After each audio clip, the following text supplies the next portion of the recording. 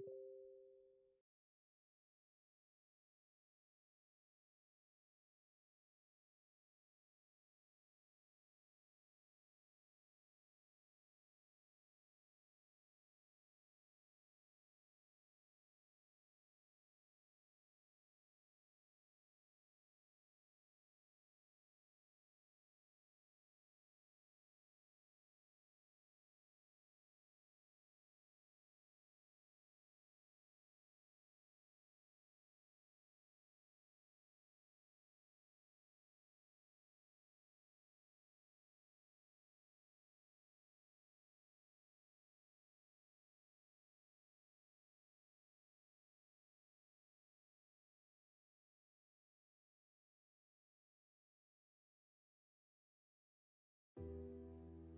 the flame in your cold eyes, breaking free from the long night.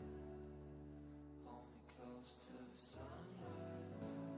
Everything is gonna be alright.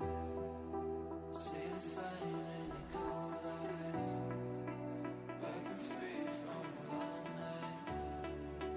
Hold me close to the sunrise. Everything is gonna be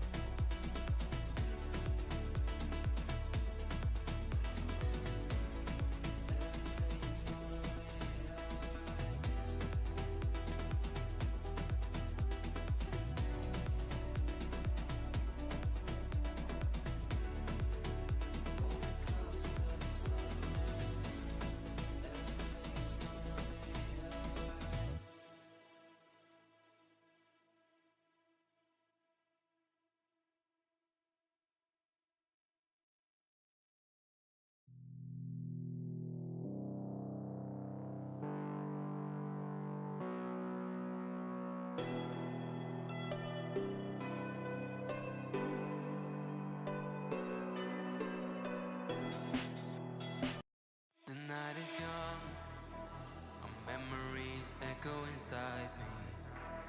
As time is slowly ticking away, I miss the way that we were in harmony. I'm having trouble letting go. I close my eyes and wish you were closer. Now we're like footprints in the snow, slowly fading until it's over. Our memories won't last forever. I'll love you for eternity. So baby, let's get back together. I'll show you what you need, a symphony.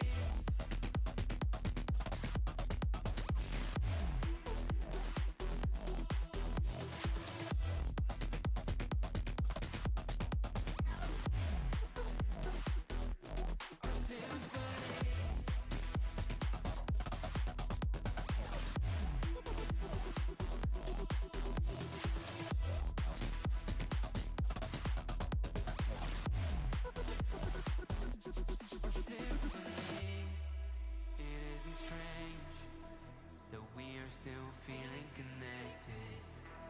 So I propose that we embrace love, hope, and our affection. Nostalgia is crashing down, a bittersweet burning feeling. 'Cause when I start to look around, home isn't the same way you leave it. Our memories won't last forever, no longing for eternity. So baby, let's get back together. I'll show you what you need, a symphony.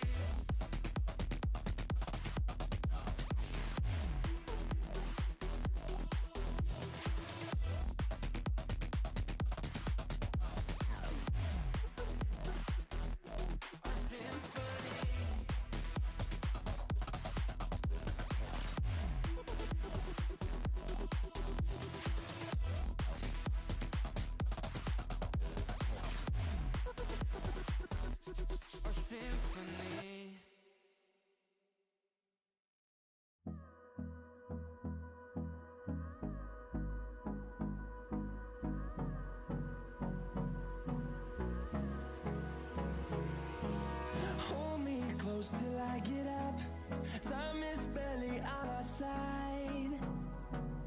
I don't wanna waste what's left. The storms we chase are leading us, and love is all we'll ever trust. Yeah, no, I don't wanna waste what's left. And on we'll go, through the wastelands, through the highways, till my shadow turns to sun rays. And on we'll go, through the wastelands, through the highways. And on we'll go.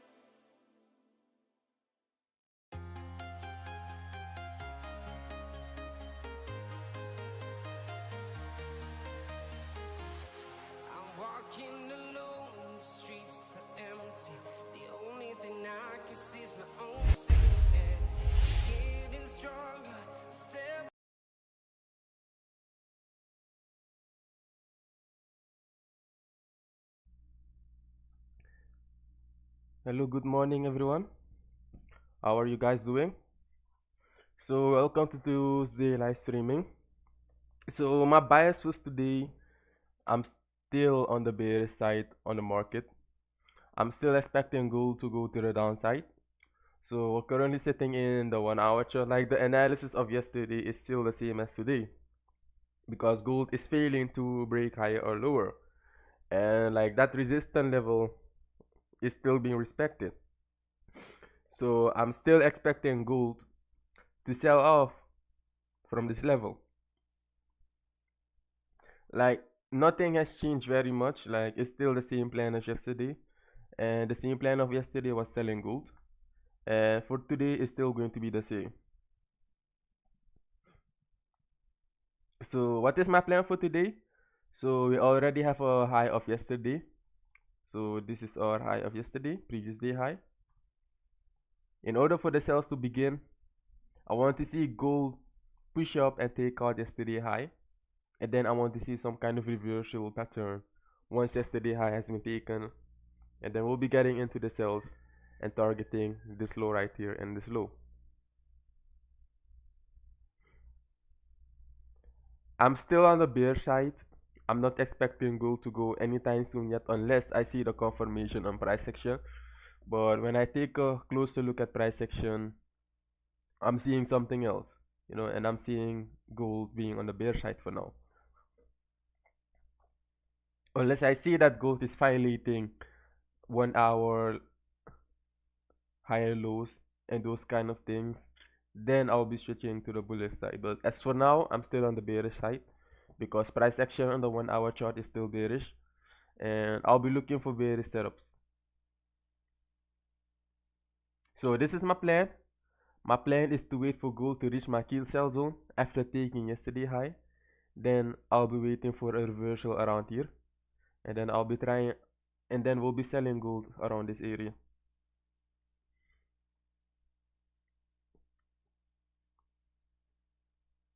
Do you guys have any other views? Do you guys also agree with my view on the market? Feel free to give out your feedback in the comment section.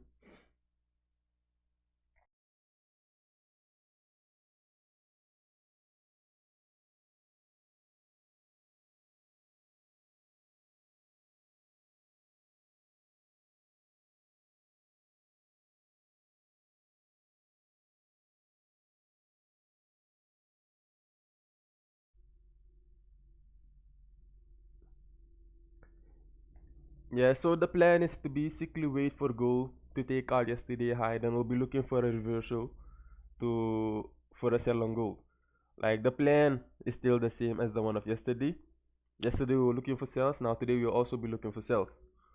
Because that is what price action is telling us, and we're currently very high up in premium.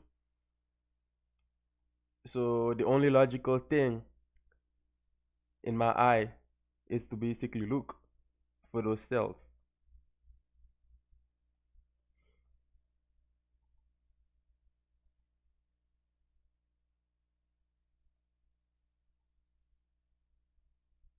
Yeah, so we're basically going to wait for the market to reach our key destination, and when our key destination has arrived, then we'll be looking for the sell.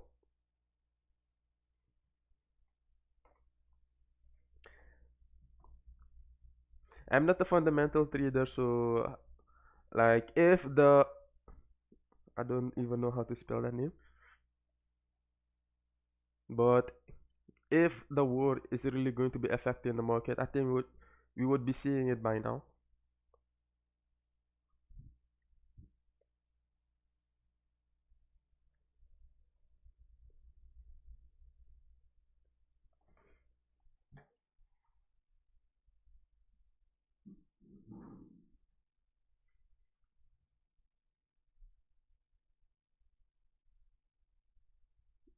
Yeah, so my plan remains the same. We'll be waiting for the market to take out yesterday high, and then we'll be looking for a sell. Gold is also very high up in premium, so like the only logical thing for me to do is to look for sells. Unless we see price has traded into discount, then we will be looking for buys.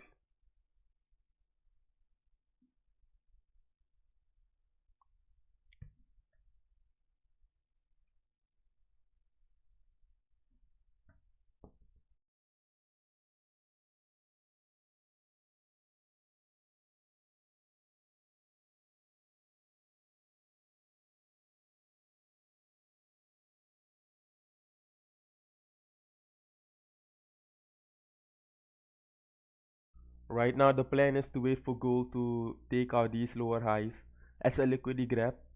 And once these lower highs are taken, then we'll be switching to the 5-minute chart to look for bearish structure once these highs are taken to eventually go for the short. But if you do not see any bearish structure after the market has taken yesterday high, then there's a possibility that we might finally switch to bullish.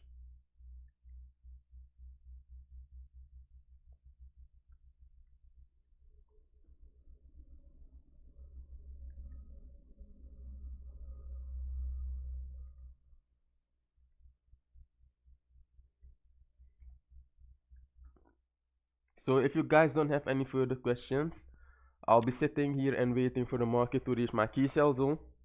And once the key sell zone is reached, then I will be going to the 5-minute chart to look for those entries. So we are basically waiting.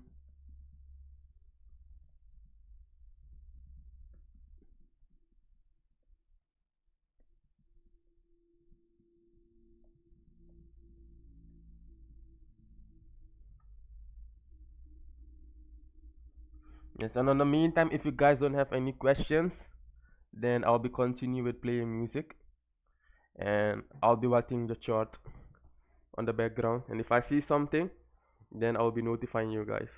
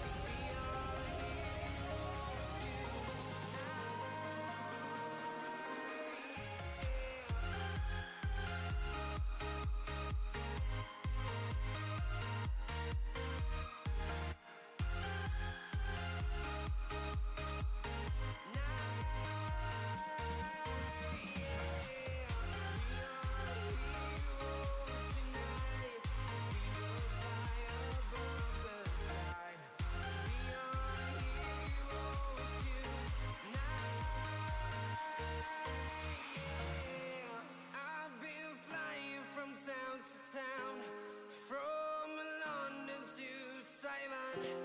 I've been all around the globe trying to protect your soul.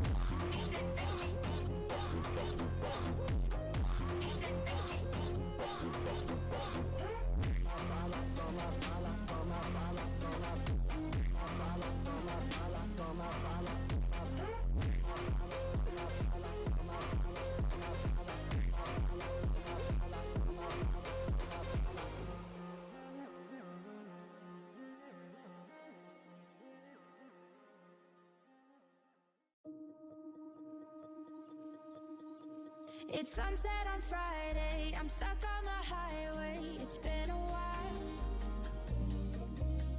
I'm late to the party, you already started the sparkling wine. I need to find a spark to keep me from the dark. I'm looking for a fire star tonight to light me up all around. Thinking of don't I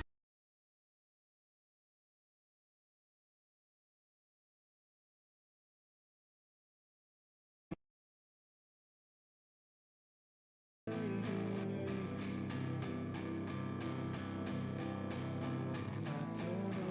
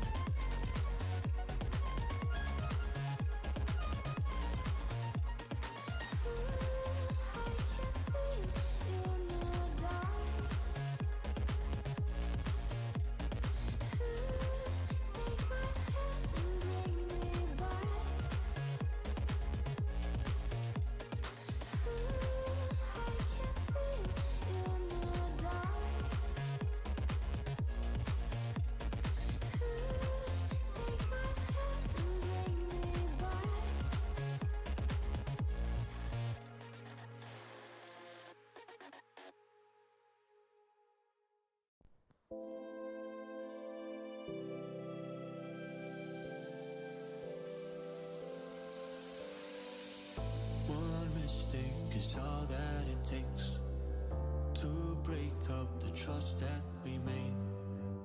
I'm open to changing my ways this time, this time.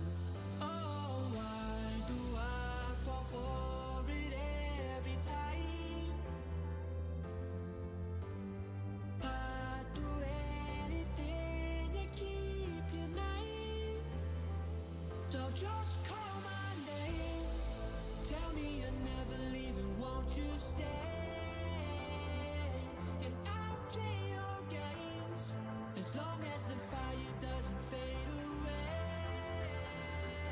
Yeah, just call my name.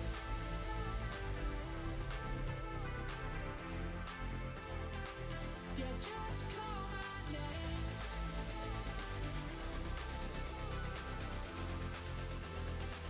Yeah, just call my name.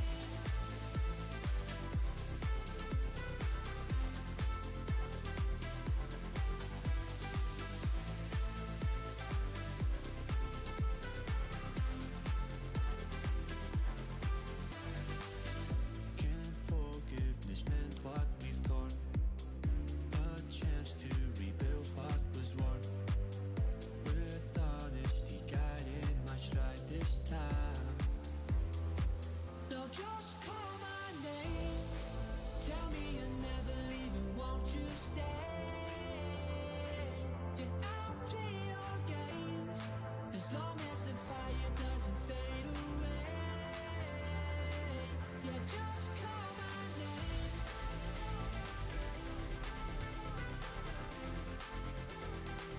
Yeah, just call my name.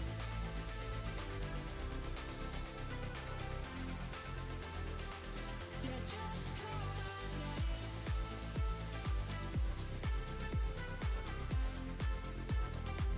Yeah, just call my name.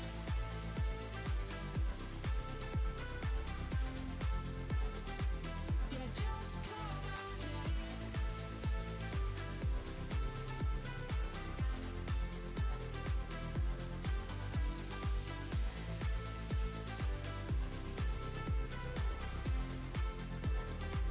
Yeah, just call my name.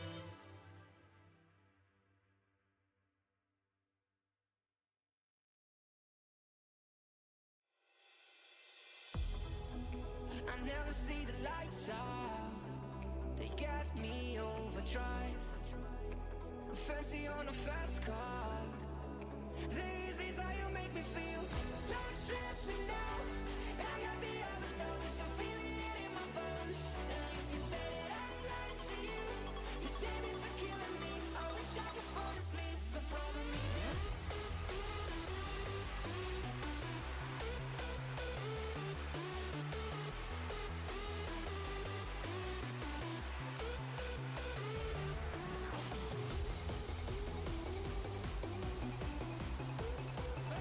I got the overdose.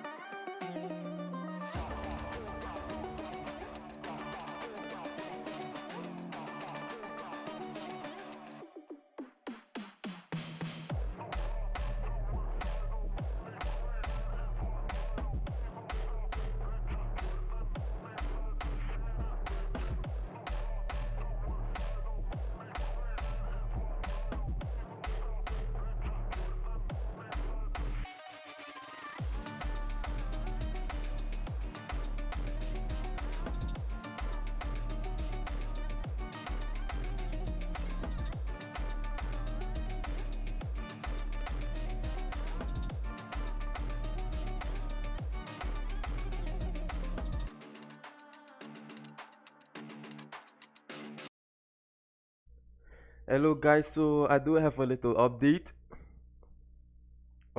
If we're currently looking at the 45 minutes, we can clearly see that the market took liquidity around here.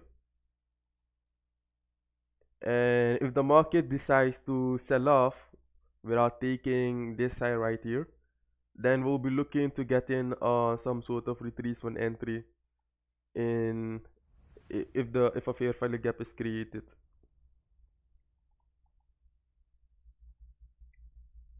But that is only if the market decides to sell off and take out these two lows, and then we'll be looking for some sort of retracement entry to get in the sell. But I'm still expecting the market to take out this high right here. This is not yesterday high.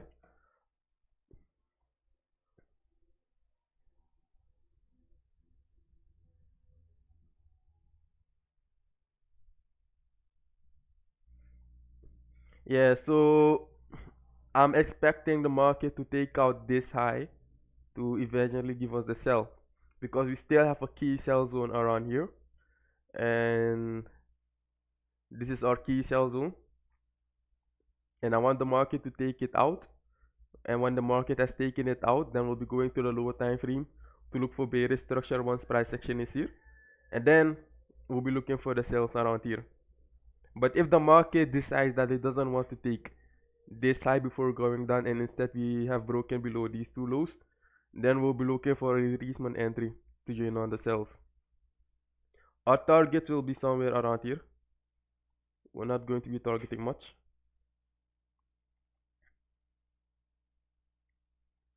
So the plan is still the same. I'm honestly still waiting for the market to reach my point of interest before I make any trading decisions. You need to wait for the market to come to your point of interest before we make trading decision.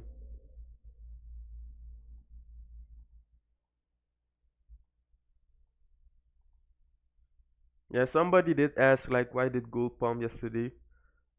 So when we look at this side of the market, so if you're indeed bearish on gold, then I won't personally call this a pump. I would personally call this a retracement, because if you're bearish on the higher time frame and the market is trending down, the market will always give you pullback into premium for a reversal back to the downside. So I don't really think that the news is yet affecting the market, because if the news was affecting the market, we would have seen it by now. How I determine my key sell zone. So for example, the market is currently bearish. I'll Before I explain it to you, let me add an alarm tool right here and an alarm tool here, so that I get at least notified when the market has changed while I'm explaining. So how do I get my key buy zone and sell zone? Well, I will also be explaining those things in my mentorship, and that is the reason why I'll be launching a mentorship next year. But I'll be explaining it to you guys now. So for example, I'll be explaining to you guys how I basically determine my key sell zones. Okay, so usually when the market is bullish, so the market will be creating higher high, higher lows, higher high, higher lows, higher high, higher lows, and when the market is ready to turn bearish, it will usually give you a bearish reversal point on the higher time frame. You'll basically see an inverted head and shoulder pattern or a higher time frame bearish breakup block. And once you have spotted that higher time frame bearish breakup block on the higher time frame, this will be your indication that the market is currently bearish now. That now you must be looking for sells. And when the market has given you a bearish reversal on the higher time frame, the next thing that must come into your mind is that whenever the market has created a new lower low, like for example, the market has created a new lower low here, so this is the new lower low. So whenever the market has created a new lower low on the higher time frame, so if you want to join on the sells, you need to wait for the market to at least reach a premium level. And once so you need to at least wait for the market to reach a premium level. So like when you use a Fibonacci tool, you got your premium levels right here. So we got the 50%. This is the 50%, and this is the 70, the 50%. So now after the market has basically created a new lower low, you will need to wait for the market to trade back into premium, at least the 50% level. And you need to also go to the lower time frame to see if these levels are also aligning with your supply zones or bearish mitigation order block or fair value gap. So you need to basically wait for the market to trade back into these areas. And when the market has traded back into these areas, then you can basically go to the lower time frame to look for potential sales around those areas, around those key levels. And this is basically one of the methods that I use to find my key zones when the market is bearish. I basically wait for the market to trade back into premium in my key sell zones, basically the 70.50% and the 50% level. And then I also go to the lower time frame to see if these levels are also in sync with other things like order blocks. And when I see that they are basically in the same area, then I basically mark out those area as a key zone, and then I wait for the market to reach those key zones. So I hope that it's much clearer for you now. Maybe I need to show you it on the chart. Wait, I will show you it on the chart. So for example, let's take this example. So like on this side of the market was bullish here. The market was creating higher high, high lows, higher high, high lows. And then the market gave us a reversal point around here. So this was the bearish reversal point. So like the moment the market created a new lower low, you'll be also noting out on your chart. So the moment the market created a new lower low, you'll be then taking out your Fibonacci tool.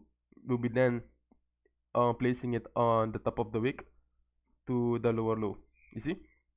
And now you have basically gotten your sell levels. So you'll be marking out the 50% level, and you'll also be marking out the 70.5% level. You see? Okay, now that we have gotten these two levels, let me use the TradingView tool to do it. So now that we have gotten these two levels, we will be then going to the lower time frame to see if these two levels, if we can find some kind of order block or some kind of fair value gap around these levels. So let's go to the 30-minute.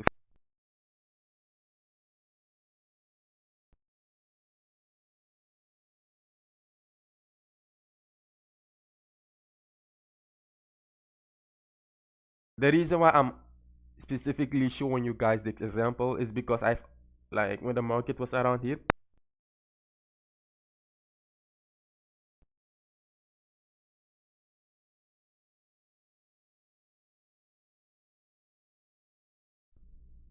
do you guys still hear me?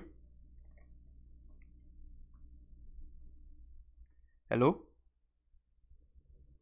Hello?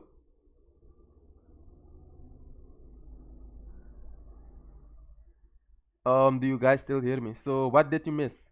What part did you miss?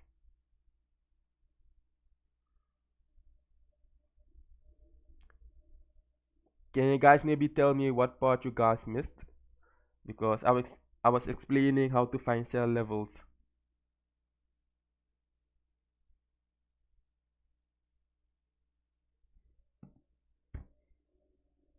Okay, so I think I need to start a bit. Wait, let me see.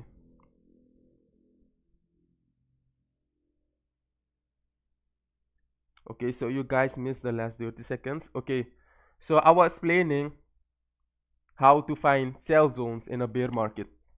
So after using your Fibonacci tool, after you have basically confirmed the reversal point on the higher time frame, and this was our higher time frame reversal point, it was around here, and every time the market creates a new lower low, like the moment you see that the market has created a new lower low, the next thing that must come into your mind to do is to basically use your Fibonacci tool on the 1 hour time frame, and you basically start from the top of the wick to the new lower low that was created. And now you will be also focusing on the 50% level.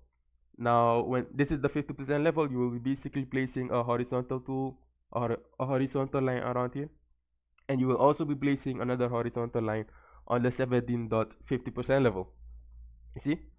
So like usually, like, we're not seeing anything special on the 1 hour chart. The only thing that we're seeing on the 1 hour chart is a straight move to the downside. So now we'll be going to the lower time frame.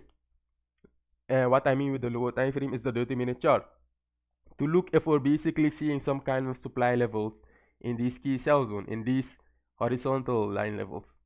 But we're already seeing a fair value gap around here, so this would honestly be a point of interest for you to look for sells.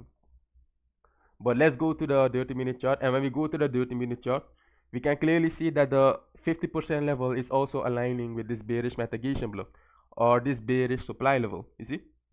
So we're clearly seeing that the 50% level is aligning with the bearish supply level, and this bearish supply level will basically turn into your sell zone. So when the market is bearish, one of the things that you must always have in mind when the market is bearish, like, the only resistance levels that are valid are the ones that you will basically find in premium, and these resistance levels are in a premium, and the market is bearish, so we'll be using them to sell. And when we play out this tool, we will see that we'll be getting some nice reaction from the sell zone. The reason why I'm specifically showing you guys this example is because I was also using the sell zone to look for sells. I can still remember it, and it's not like I handpicked something specifically to show you guys. It is because I've also had the same thing in mind. So when we're going to play it out, we can clearly see that the market has touched our sell zone and it's sold off. And like I said to you guys, every time the market creates a new lower low, you need to be using your Fibonacci tool to determine where is premium, because the market is bearish. So we'll be using it on the top of the wick to the lowest low. So this is basically the 50% level, and this is the 70.5% level. And when you have successfully determined those levels, you'll be then going to the lower time frame.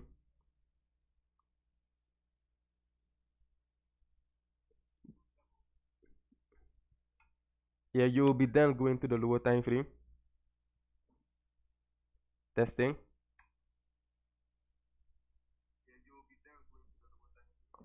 Yeah, you will be then going to the lower time frame to basically determine your sell zones.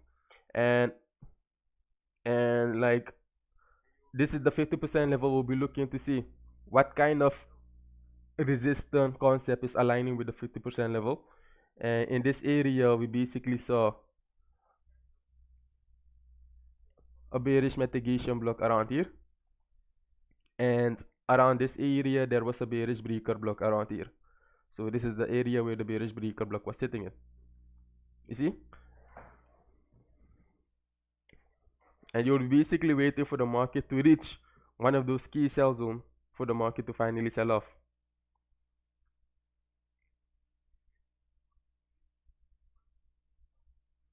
And that is how I basically determine my key resistance level and my key sell levels.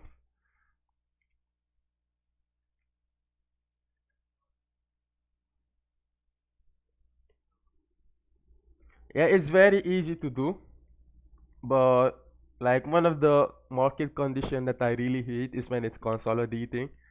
But when you're going to be using this concept on a trendy market, you will be a killer. But like, when the market is ranging, you're going to get stuck.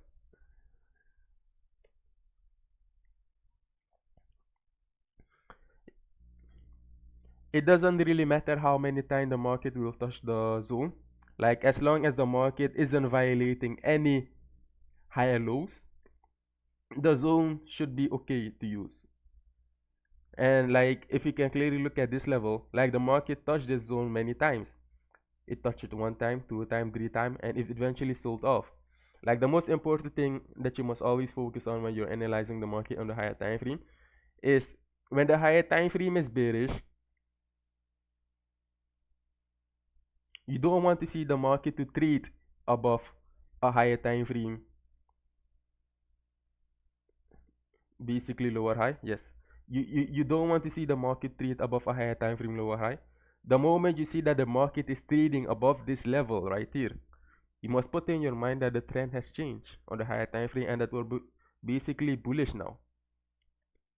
But as long as the market is failing to get above this high right here, you can still use your sell zones as many times as you want, as long as the market doesn't violate it. You can still expect the market to go to the downside. And now if you also applying the same thing to today, why am I not bullish on gold yet? I'm not bullish on gold yet because the market isn't violating any higher time frame lower high. You see, this lower high is being respected, this one is being respected. But the moment that I see that the market wants to trade above this high right here, then I'll be switching my bias to bullish. Then I'll be looking for longs. But as long as that isn't being respected.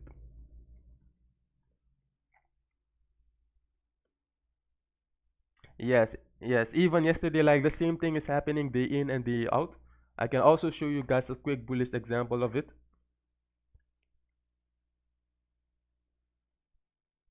Well, let me delete these things from the chart. Like the same thing is happening over and over, and that is the reason why I'm also creating a mentorship, because I don't want you guys to always be dependent on other analysts out there. Like you need to also have the knowledge to know how to analyze the market independently, and analyzing the market independently is very easy.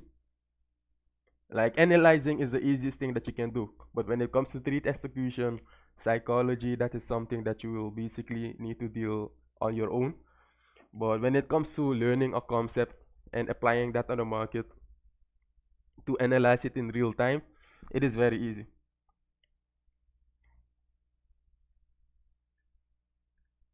It is very easy to do.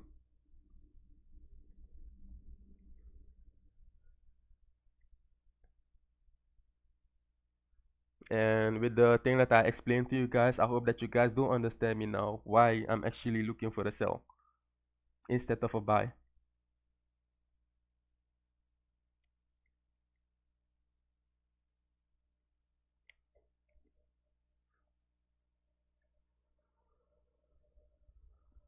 But I will also be explaining these things much deeper once my mentorship arrives. I will also be creating some free videos and placing them on my YouTube channel for you guys to also learn, for those that cannot afford the mentorship. So basically this whole December I'm packed. Like once I'm done live streaming, what am I doing after I'm done live streaming? The thing that I'm doing is basically creating YouTube videos for free, like the free ones, and also focusing on the mentorship one. Like the reason why I'm not posting them yet is because I want to only post them when I'm done when I'm done creating everything. Then I'll be posting them.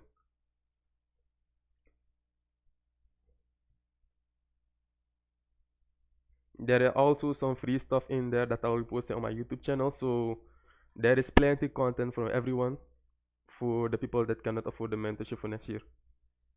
But if you also check my description below, there is a Google form out there. So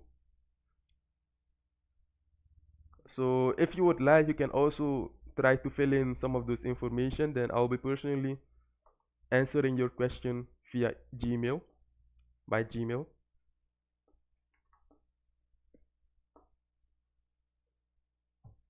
Plus, you also get a 30% discount on my mentorship for basically doing that.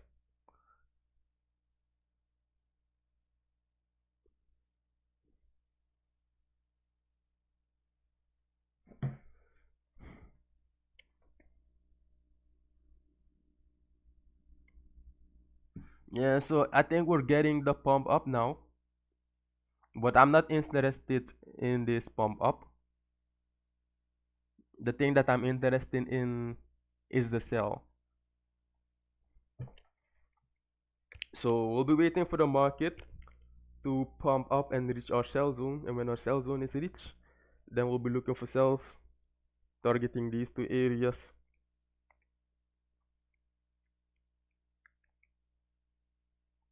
Maybe I should be showing a bullish example very fast. So for example, how do you find buy zone on the marketplace? Well, you don't just randomly go into the market and you start looking for buy zone.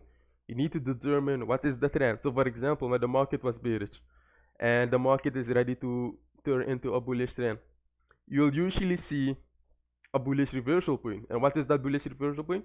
You'll be seeing it on the 1 hour chart. That bullish reversal point is basically a bullish breaker block or a bullish Quasimodo pattern or a normal head and shoulder pattern, a bullish one.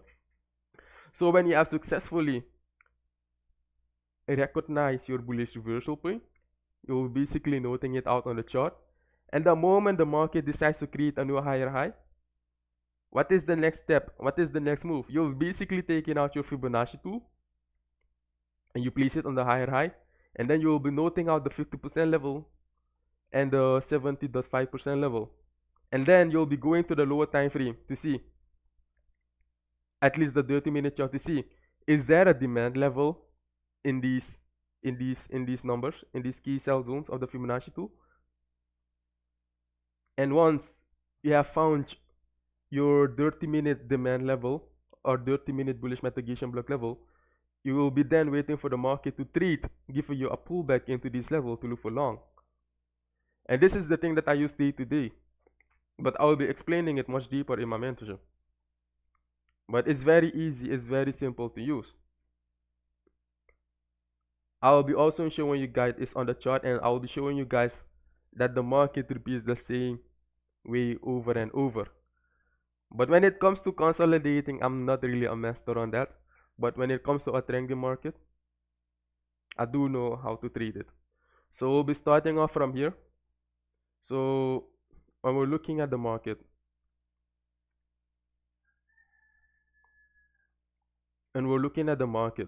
so the market was bearish around here, and it gave us the reversal point around here, but you do not know that if it's a reversal point unless the market gives you a bullish shift. So when the market was still around here, it was consolidating. I personally did not know that the market was bullish yet, but I only knew that it was bullish the moment it broke above this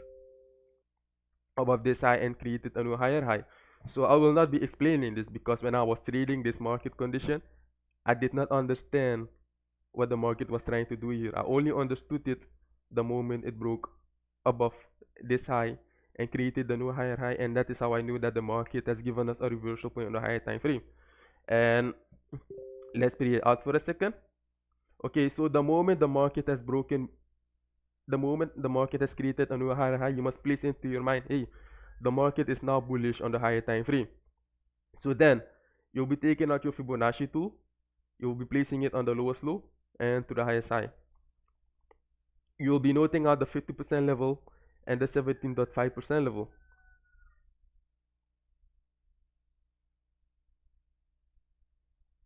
And now we'll be going to the lower time frame to see if these levels are also aligning with our demand level, or are we seeing any bullish mitigation block around this area.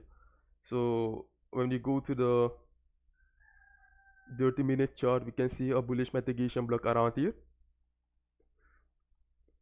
So we'll be noting out that level, and we'll be expecting the market to at least give us a retracement into this bullish mitigation block or this bullish demand level for further movement to the upside.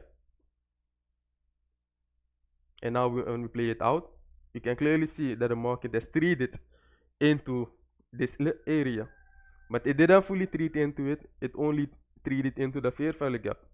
Fair value gap is something that I will also be teaching very soon, because sometimes when you have a key level, like for example when you have a key zone, the market doesn't really reach your key zone. Instead, the market will decide to only trade up to the fair value gap. And most people that are using supply and demands out there, they are basically waiting for the market to basically reach their demand level before they do anything. But the market also reacts of fair value gap, and that is the thing that I will also be teaching very soon. I will be explaining it after this video, but after we have successfully determined our buy zone, we can clearly see that the market didn't really fully trade into our buy zone. It only reacted from the fair value gap. But let's continue with the concept. Let's not focus on this one right now, because later I will be then explaining the fair value gap to you guys. So you know that the market is bullish, so we will basically be doing the same thing over and over again. So when the market created a new higher high around here, you'll be basically taking out your Fibonacci 2, and you'll be basically waiting for the market to retreat back into premium. So when we're looking at this side of the market decided to basically get a higher high here and create a lower high, and then another high around here. So what is the next thing that you must do? You must basically take out your Fibonacci 2, place it on the highest high, then you'll be noting at your 50% level and your 70.5% level, and then you'll basically waiting for the market to give you a pullback into those level to then look for buys.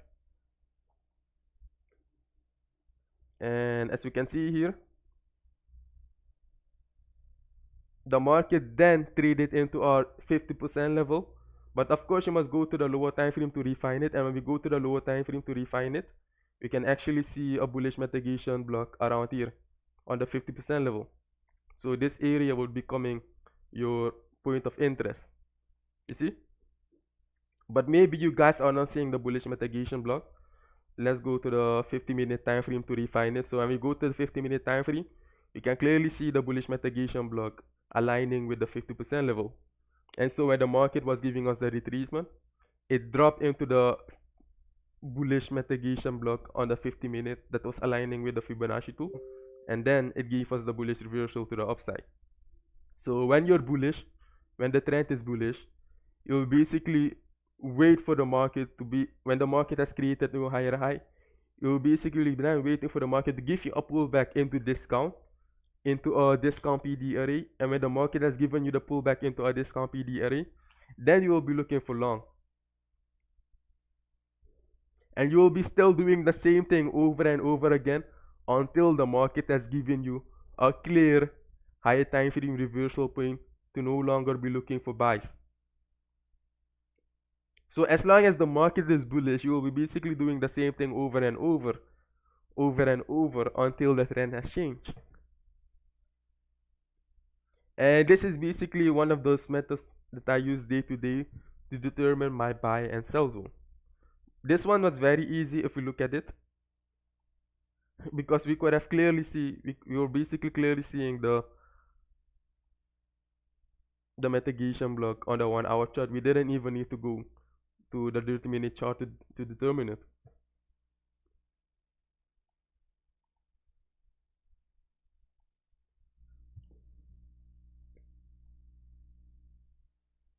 And it's basically the same thing that I'm using here again.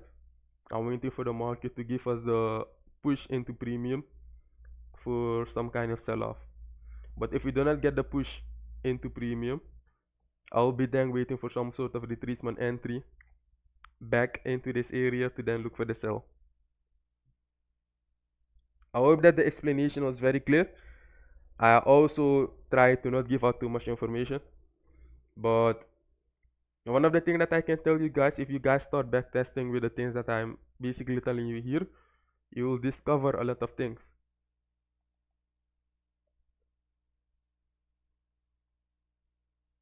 So as you can see, the market isn't really giving out that much of movement, but we're still gonna wait. We're not going to be making any rapid trading decisions, because rapid trading decision will definitely get your account into the drawdown.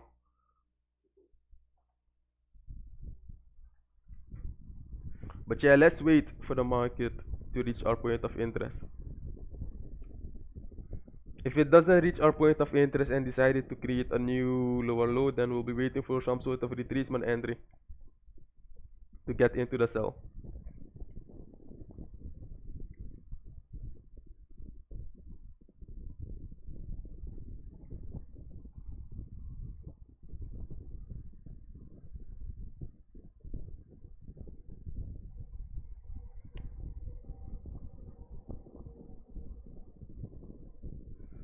Yeah, so we'll be needing to wait for a while.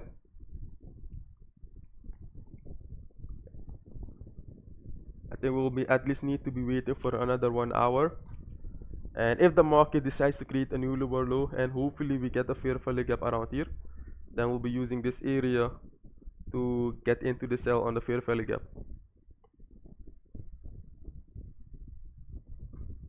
Like, it's not necessarily bad if you're already in a cell around here, but I'm personally waiting for the market to do certain type of things before I make a decision.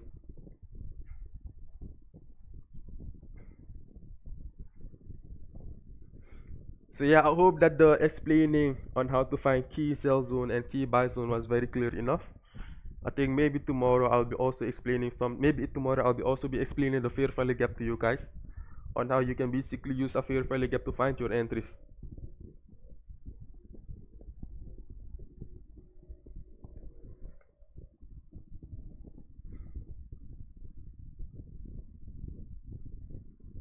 I'm currently not seeing any 5-minute fair value gap around here.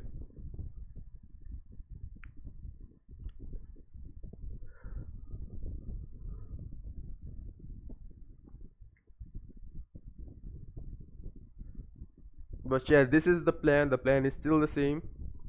Let's wait for everything to unfold before we make any trading decision.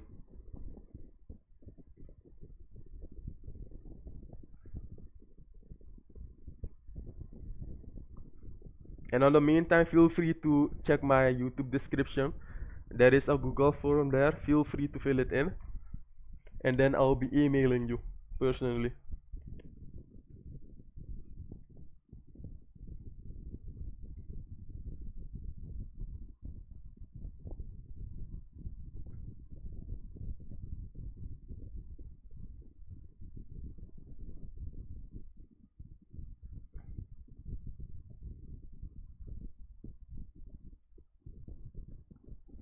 Yes, there is a possible chance to go down without taking this high. And that is the reason why I'm also prepared for that kind of scenario. So if we do go down without taking that high, I would be then waiting for some sort of pullback into this fair value gap to finally join in on the sells. I would be then looking for a sell around here if we create a new lower low.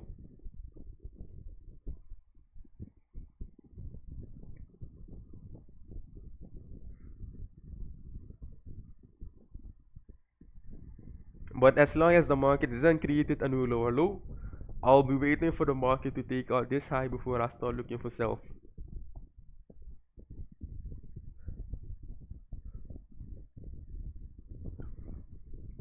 Like, I haven't really executed any trades for today yet. I'm still waiting on certain things to take place because, as you can see, the market around here is basically just consolidating. It's basically just ranging. It's not breaking any significant highs or low. So this is literally a mess to trade, and that is the reason why I'm also not trying to go to the lower time frame, because you will be getting confused, and that is the reason why I'm sticking to the 1 hour chart and 45-minute and a 30-minute, because I don't want to get tempted to get into a trade right now because the market is very choppy around this area. So I'm honestly waiting for the market to take out a significant high or low before I make any trading decision.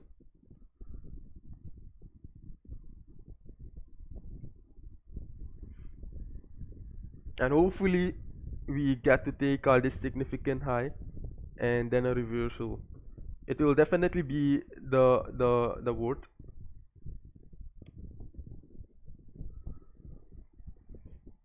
So I'll be taking a 5-minute water break and I'll be right back.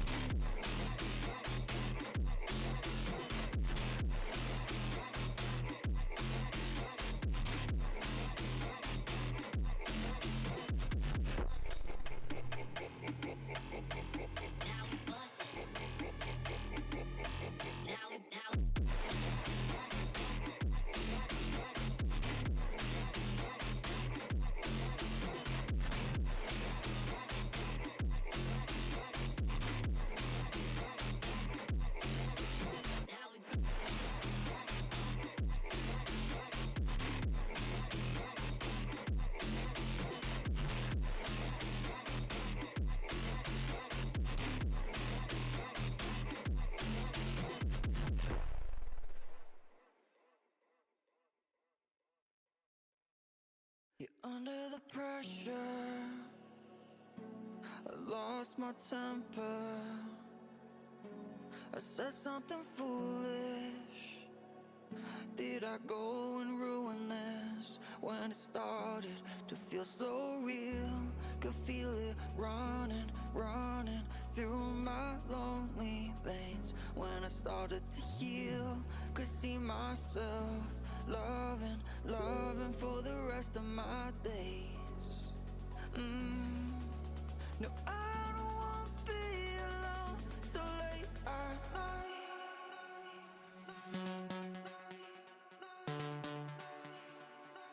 So late at night.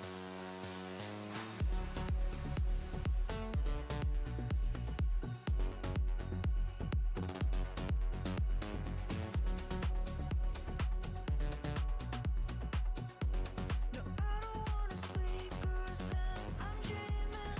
Then you're not real, not mine to keep.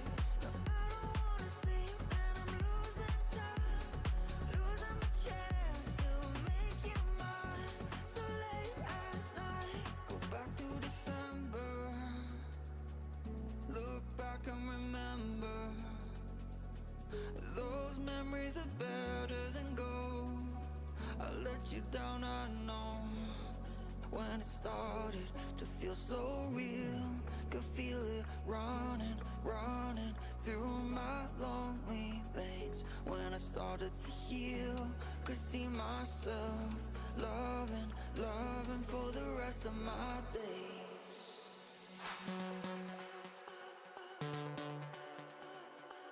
So late at night.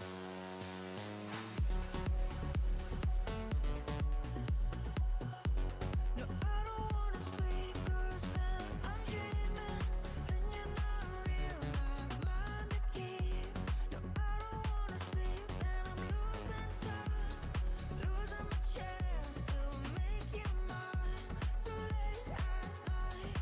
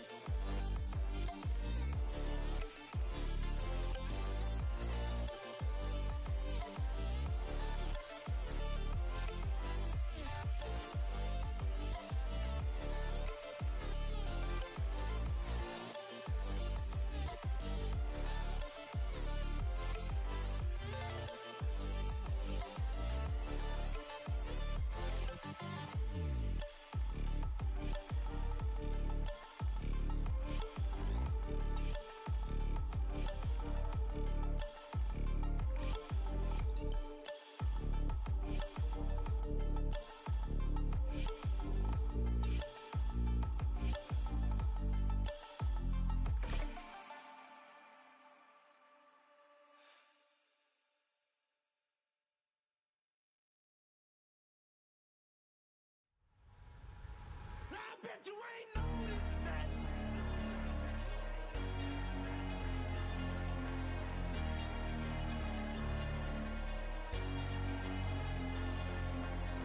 I took away my sight.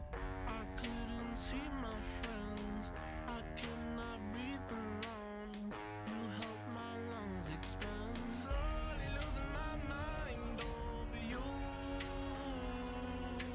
Burn them like fire and smoke them like drugs. You like seeing me hurt, but I bet you ain't noticed that. You noticed that. You, I bet you ain't noticed that. You noticed that. You smoke up, then I wake up, get into it. I know that I'm a bad man, nothing to it. I do that, kinda knew that. Don't tell me. I know that we'll be fine someday, my love.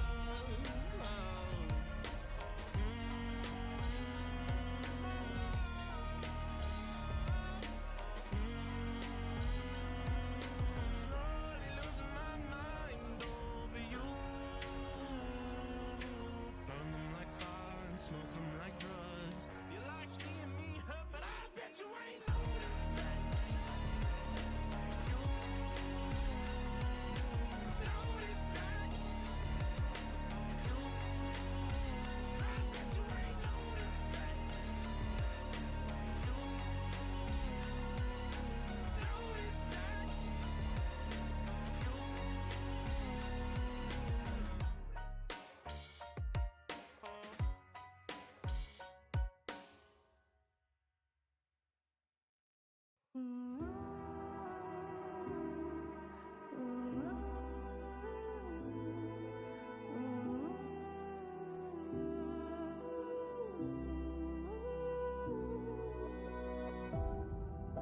My city's gonna tell you the tale. Everyone was left in the veil. My time won't come to an end. Take a look around, it's a war zone. The damage is already done. Take a look around, it's a war zone. The damage is already done. Take a look around. And keep your guns high. It's a war zone. It's a war zone. And I'll be fighting for my life, so keep your guns high. It's a war zone. It's a war zone. And I'll be fighting.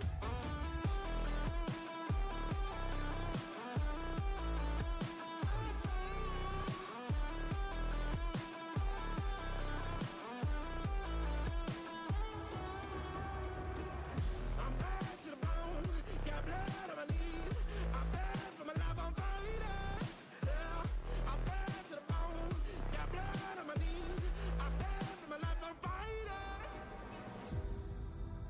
The ash keep burning down. No, you won't hear a sound. The screaming bottled within. Take a look around. And keep your guns high. It's a war zone. It's a war zone. And I'll be fighting for my life, so keep your guns high. It's a war zone. It's a war zone. And I'll be fighting.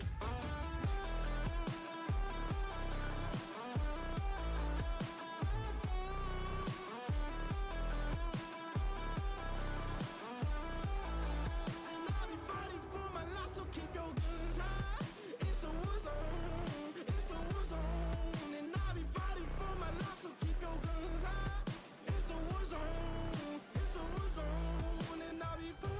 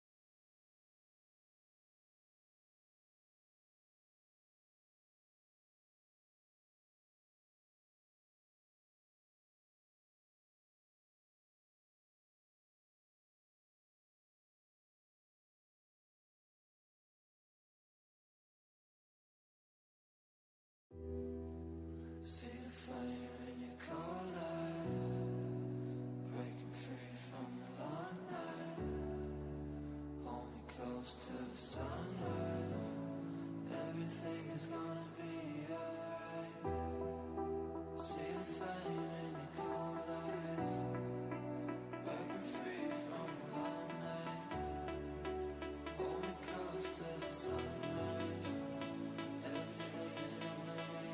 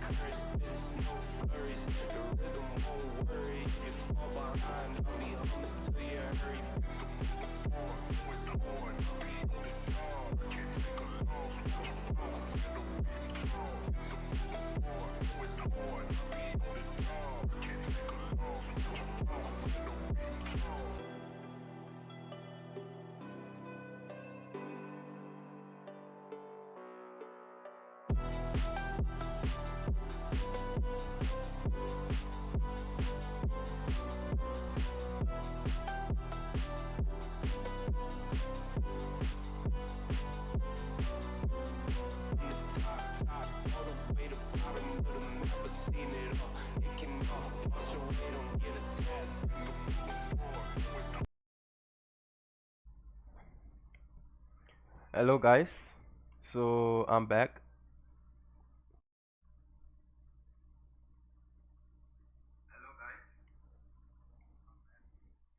So we're currently seeing that the market is indeed giving us the push up. So I think that I can delete this scenario, and I'm still waiting for the market to reach the buy zone. No, the sell zone. I mean, but I am not interested in this buy move because the main move for the day is the sell, and we're going to wait on that to finally happen. But we're already getting some sort of push up to the upside. So I'll be waiting on that push up to reach my key sell zone. And once the key sell zone is reached, then we'll be looking for sells.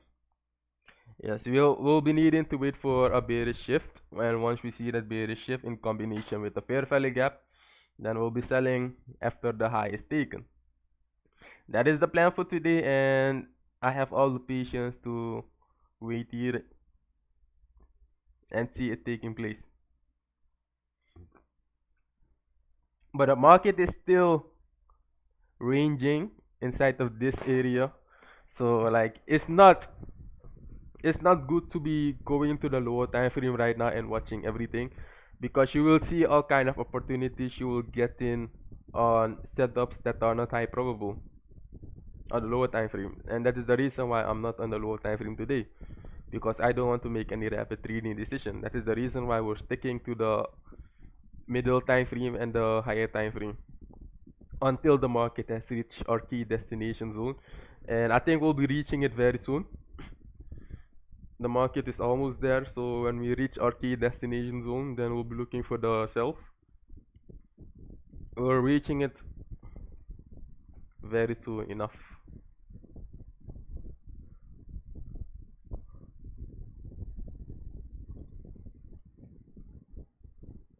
We're almost there.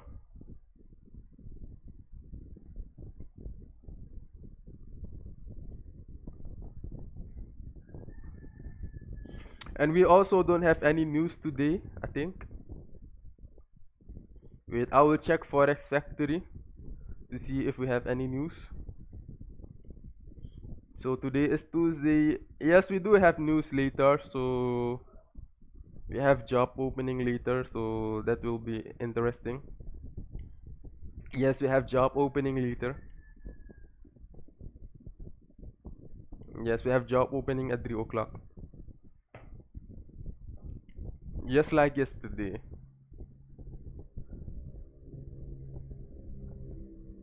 I will also be waiting on that news to drop. Maybe the news will help us to give us the reversal. And we still have like 1 hour and 30 minutes until the news arrives. It's still a very much long time. It's still much very far away.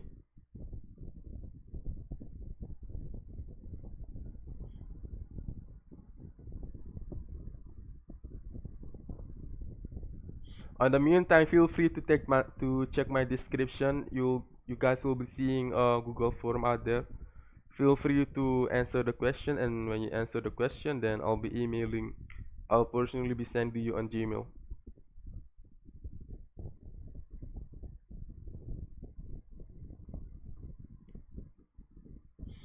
Yes, we're still waiting for the market to reach our key sell zone, then we'll be selling around here.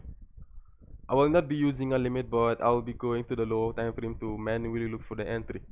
Because if you would be using a sell limit, your stop loss should be around here.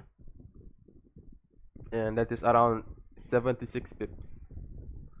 But I'll be looking for the confirmation manually, so I'll be entering manually instead of using a sell limit.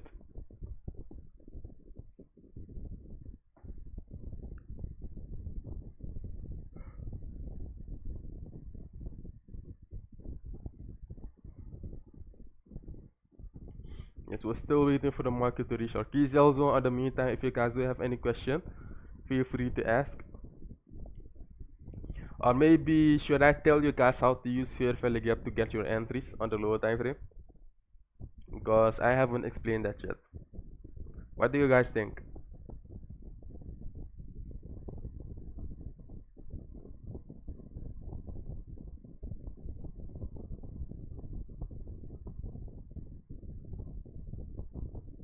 should I explain the concept of fair value gap on how to use the fair value gap to get your entries? Okay, some people are interested, so I'll be explaining it. For example, you're bearish on the market, and you also need to be using the other concept that I did explain to you guys about 45 minutes ago. So for example, you know that the market is in a bearish trend. You successfully determine your key sell zone, and your key sell zone must be in premium. So after you basically have successfully determined your key sell zone in premium, you will be marking them out as a zone. Okay, and when you mark them out, then you will basically be waiting for the market to treat into your key zone. And the moment you see that the market has reached your key zone, then you'll be going to the 5-minute time frame. And what will you be specifically looking for on the 5-minute time frame? You will be basically looking for a bearish reversal in your key zone on the 5-minute time frame. So the moment price has reached your key zone, you will be then waiting for a bearish structure shift. It will usually look like this, but sometimes it will also look like this. It also look like this. But getting the chalk is the most important thing. Breaking below this high low is the most important thing.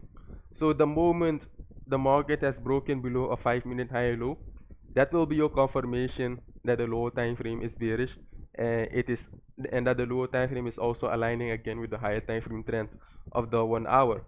And the moment you basically have gotten the chalk and you want to get into a safe entry, the next thing that you should be doing is to look for a fair value gap on the 5-minute or the 15-minute.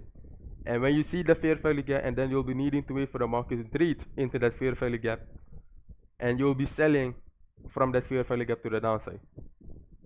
I'll also be showing it on the chart around here, but this is basically just a theoretical example that I'm showing you guys. But let me show you guys it with the candlesticks. I'll be using an example that I did use in the past. So I'm not going to handpick any scenarios. Let me find a scenarios that we took in when we were live trading. Let's see. Where was it again?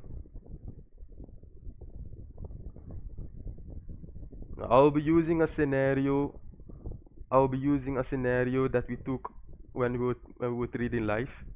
Wait, let me find it. Yes, I will be showing it on current structure, but let me find a scenario that we did take on when we were trading live.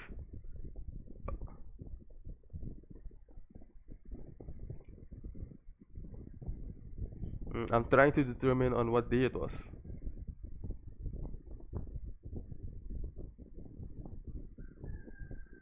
Yes, your stop loss should be around the fair value gap, above the fair value gap, above the zone. What day was it again? What day did I live stream to show you guys a scenario? Let's use this as an example. Yeah, I was also in this cell, so we're going to use that example because I was also in that cell, and that is the reason why I'm going to be using this example on how to get your entries on the lower time frame. So for example, when we're looking at the structure around here, the market gave us a bearish reversal point around this area, you see? And you're going to be using your Fibonacci tool to determine your premium zones. And we're going to be using our Fibonacci tool, and this is our 70.5% level. So now you'll be waiting for the market to trade into this zone to then look for sells. But how do you know that the market is ready to sell? So then we'll be going to the 5-minute chart, and we'll be waiting for the market to reach this sell zone, and we'll be using a fair value gap to get into the sell. Let's split it out. So we're currently in the 5-minute chart. We're going to wait for the market to reach our key sell zone, and we're going to be making use of fair value gap to get our entry. So I'll be showing you guys how to basically use a fair value gap to get your entry when you're basically waiting for the market to give you your confirmation.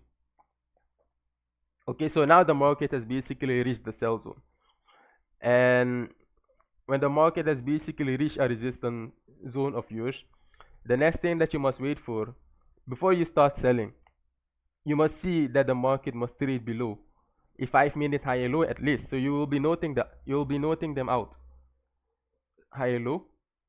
So the moment the market trades below a higher low, what's the next thing that you will be doing? You will be then looking for a fair value gap. And once you see the fair value gap, then you will be selling on the retracement like this. So we'll be using this theoretical example on this example right here. So we'll be waiting for the market to trade below a higher low first before we engage into any sells in combination with a fair value gap. Okay, so the market, wait, I think it was too fast. Okay, so our eye should be on this low right here. This is the high low. Let me speed it down a little bit.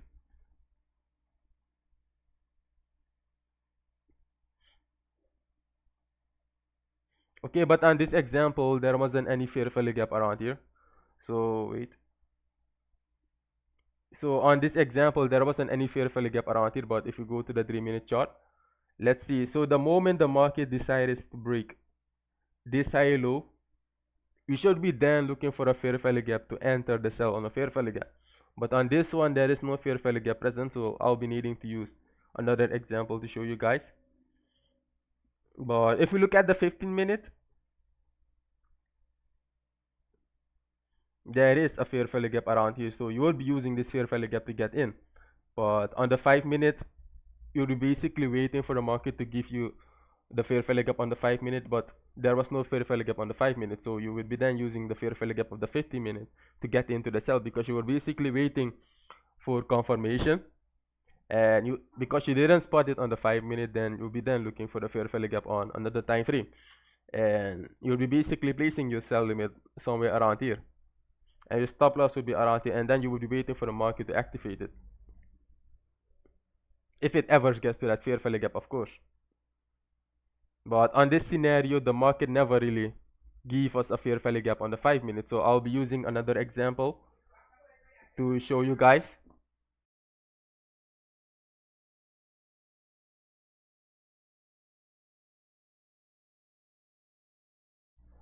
So I'll be showing you guys another example. So I'll be showing you guys another example because this example didn't give us a fair value gap, but it did give us the bearish market structure break. But the bearish market structure break was without a fair value gap.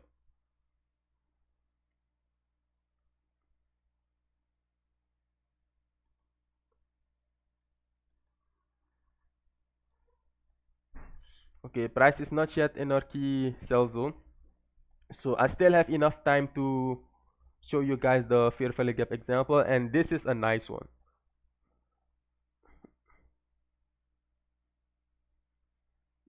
But yeah, let me find the perfect scenario to show you guys on how to actually use a fair value gap for entry.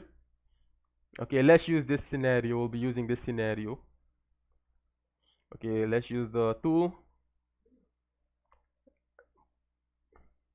The fair value gap basically gives you extra confirmation, like it fully confirms the move for you. So we'll be using this one right here. So for example, how would you basically be determining your sell zone on this one? I was actually in this sell, so let's use this one.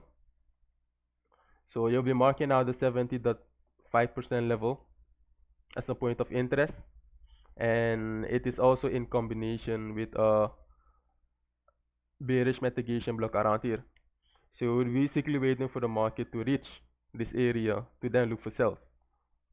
Okay, so let's go to the 5-minute chart to basically wait and see if the market will trade into this zone and give us the bearish fair value gap to get in.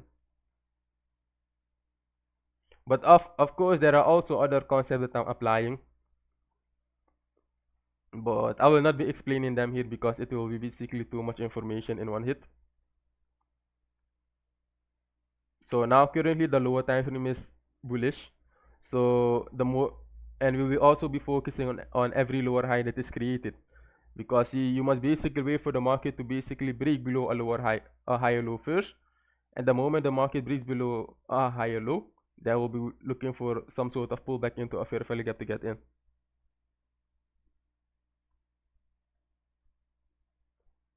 Yes, we're also in this sell now, I remember. So look, the moment the market has broken below this high low right here, I hope that you guys can see it. The moment the market gives us this break of structure around here, that would be your indication to maybe go to the 3-minute time frame and look for a fair value gap. And as you guys can see, there's a fair value gap around here, and there's also a fair value gap around here. But the market reacted from the first fair value gap, so this would be your sell entry to get in because the move is confirmed. How do you know it's confirmed? Well, we'll be using the same concept like when you're bullish on the marketplace. Every high low must be respected. But on the 5-minute chart, we can clearly see that the market violated a 5-minute high and low. So if you really want to get into the move, you'll be waiting for the market to treat into a fair value gap, and you'll be using that fair value gap to get in on the move after it is confirmed. You see? And that is the thing that I'm using basically day to day. And that is the thing that I'm going to be using today again. I'm honestly waiting for the market to trade here, trade into our point of interest. And when the market has reached our point of interest, we'll be then going to the lower time frame. And on the lower time frame, we'll be waiting for the market to violate a 5-minute high and low, give us that fair value gap, and then we'll be entering on the sell. Usually, if you see two fair value gap, you need to use the lower one. But there's also a possibility that the market might treat into the first fair value gap that is created. So in this type of scenario, you must also apply it with other tool. You must also apply it with other concept, because you will not know what kind of fair value gap the market will give you a reaction of if you see more than one. But all of those things will be explained in my future mentorship in detail. I'm still working on the book and the PDFs, but right now I will be just demonstrating all of these things live for you guys. So before we get into the sell, we want to see something similar like what I've explained. So we'll be looking for that. Yes, indeed, it means 2 try attempts.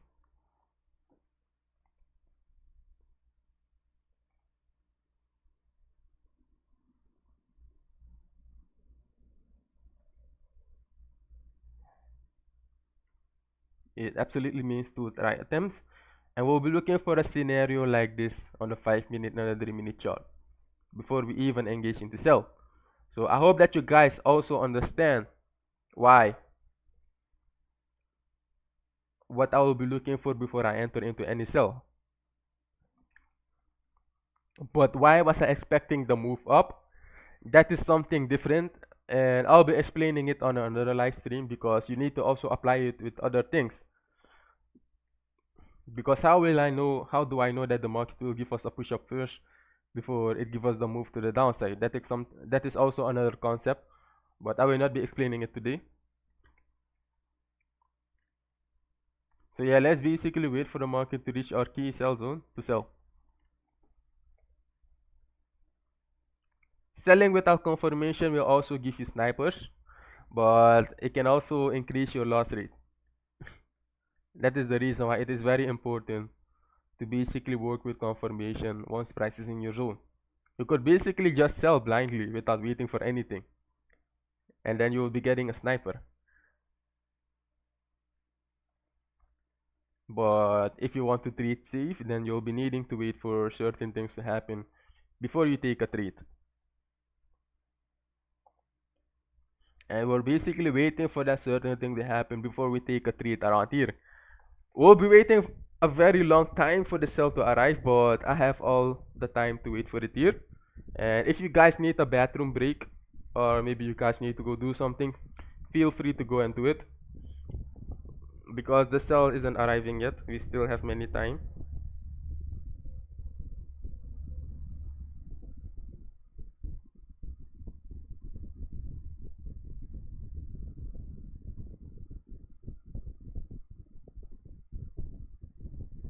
We still have many time to wait for the market to give us the conditions. So if you have something to do, feel free to take a bathroom break.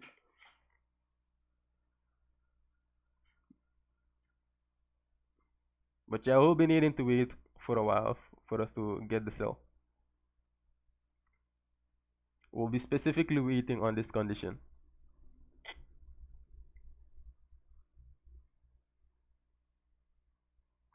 So I'm from South America.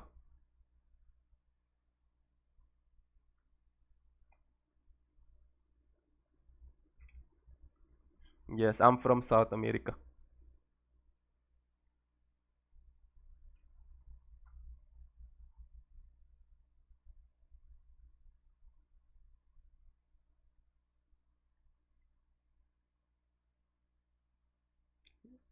I'm more from the north of Brazil. It's a very unknown country, but I will let you figure it out. But I'm basically living at the north of Brazil, but not in Brazil. It's a totally different country.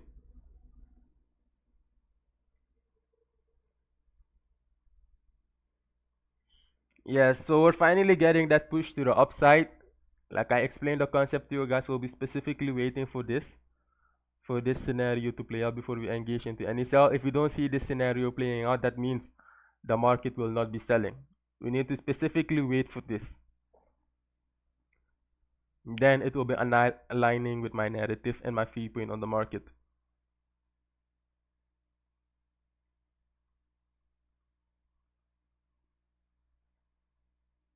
If we don't see it, we are not taking the sell.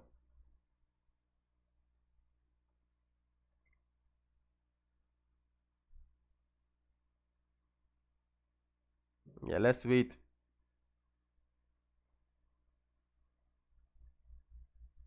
Okay, so now the market is basically going to be trading above the high. Let's go back to the 5 minute. Now I'll be watching the market on a 5 minute chart, because the market is then again going to be breaking a significant high.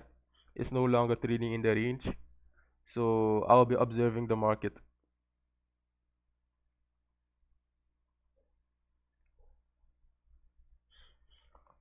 Okay, so now the market is almost there, but I'm not going to be selling without confirmation. So I think we'll also be needing to wait for a while for the confirmation to appear before we start selling.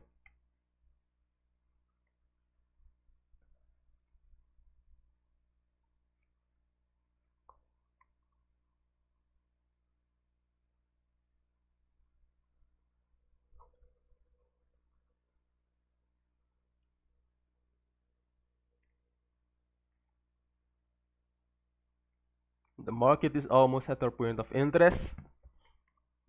Now we just need to observe. Now we need to have patience for everything to unfold before we make any rapid trading decision.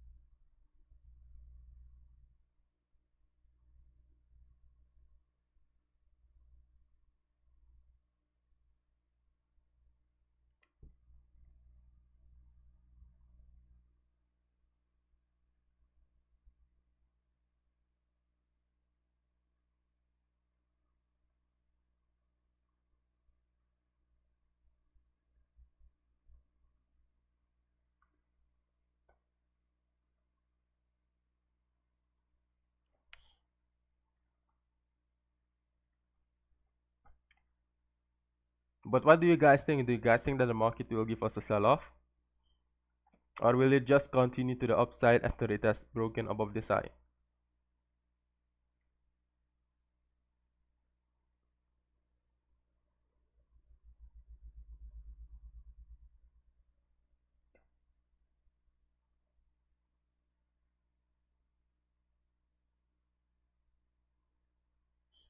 Yeah, the market is almost at our point of interest. You just need to wait a little bit more. We still have 1 hour and 9 minutes to go until the job openings arrive.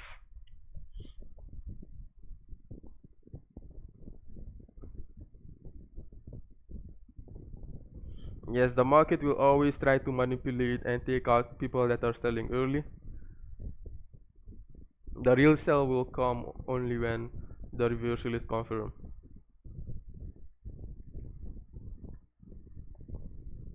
But let's stick to the 50-minute time frame for now.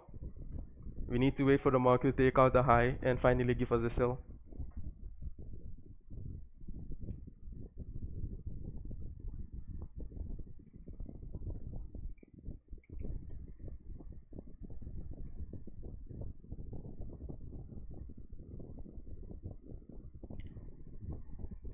So let's wait on that. I will be playing some music.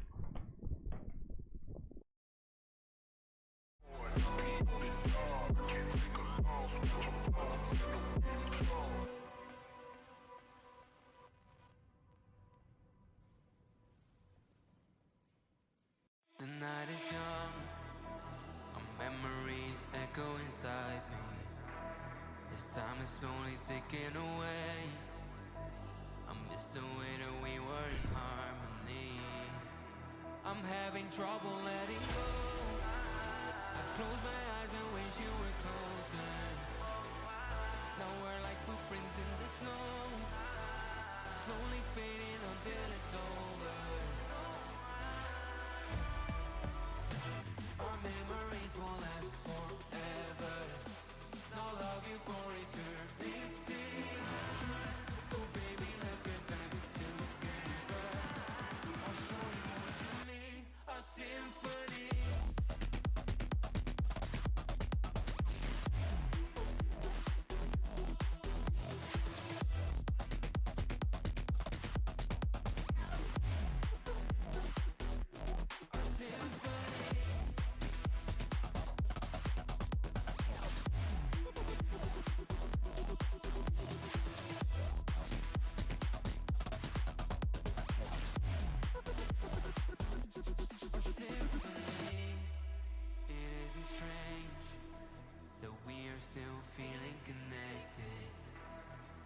Propose that we embrace love, hope, and our affection. Nostalgia is crashing down, a bittersweet burning feeling. 'Cause when I start to look around, home isn't the same way you're leaving. Our memories won't last forever. I'll love you for eternity. So baby, let's get back together. I'll show you what you need, a symphony.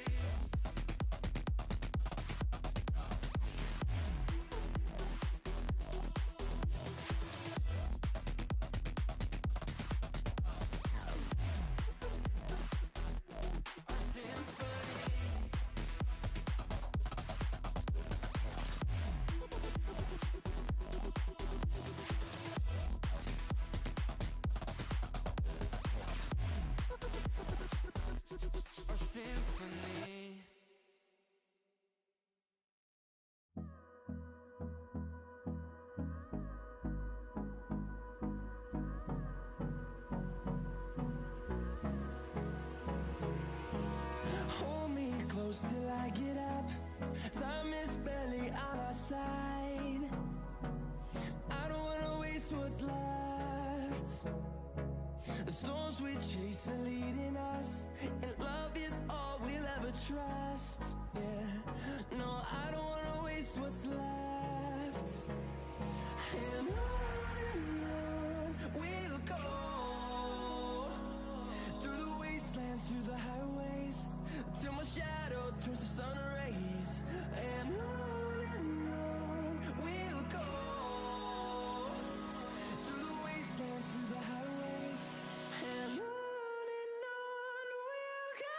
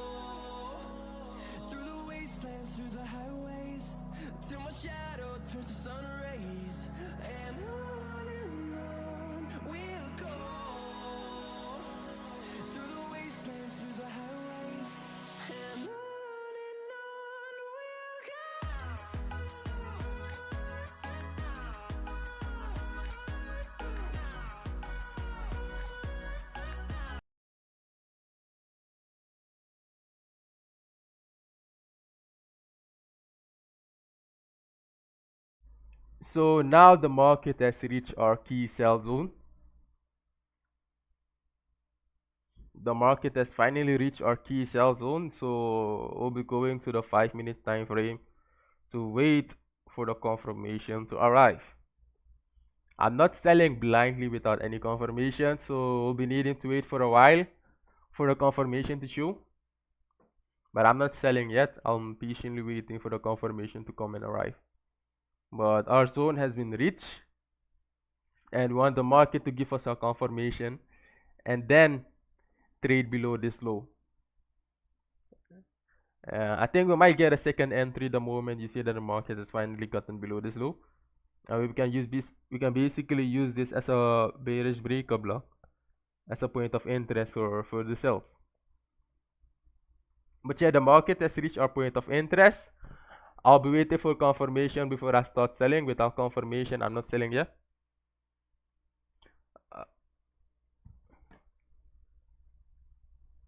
If that is my only entry, well, it totally depends on price action. If I don't see anything special, I'm not making any trades today, and I will also not be placing any trades today. So I'm specifically waiting for certain things to take place before I take any trades.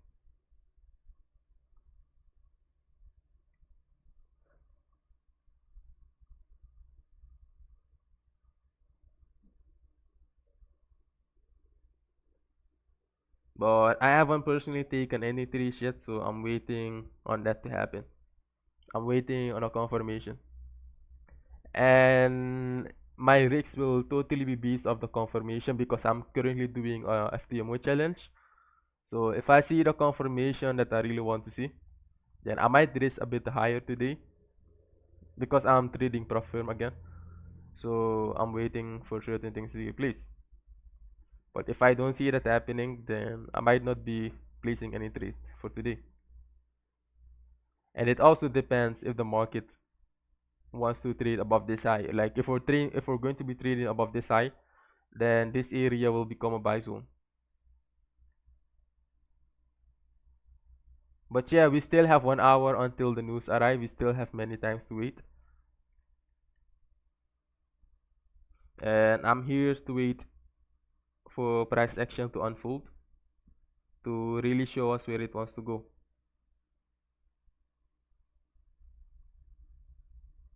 So I think we'll be needing to wait for a while before the confirmation starts showing, because we need to at least get some sort of pullback around here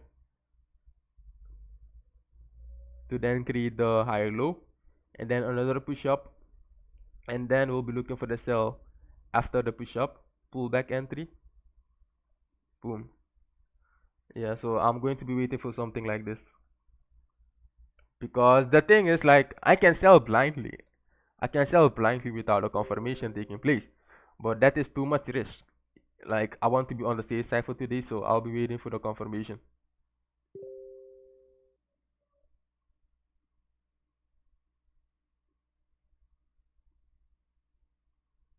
Well, how much I will be risking? Well, it totally depends on the setup. For example, if the market is in a high probable condition, and what I mean by that is when the market is trending, then I usually risk a lot more. So I usually risk a lot more, you know, because when the market is trending, then I'm surely that I will be finding high probable sell setup. And when I see a high probable setup, I usually tend to risk more. For example, like this was a high probable sell setup, and like if this was the market condition of today, and if I would be joining this sell, I'll be basically risking a lot more. But for trades without confirmation, I would not be using a lot of money on it. I would at least try to keep the risk minimum until I see the confirmation I want to see. So for example, if I'm currently doing a 50k challenge on FTMO, and like I see the necessary confirmation that I want to see, then I would be considering to maybe use a lot size of 0.50.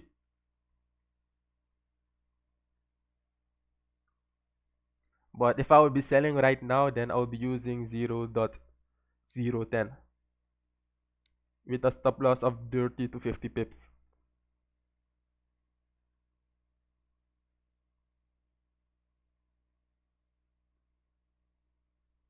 Yeah, or maybe you should also be waiting to maybe trade next year, because if the market isn't high probable, like if the market isn't trending, like the best thing that I'm like advising you to do is to maybe stay on the sideline and wait for the market to start trending again. Because one of the hack that I used to use in the past, like I made it to the top 10 leaderboard FTMO, like I made 16k. I made it to top 10 leaderboard, like I was number 7. And you may be asking yourself, how did I reach the top 10 leaderboard in just 3 days of trading? I literally made 60k in 3 days. How did I basically do that? I basically did that because I know that the market was trending up.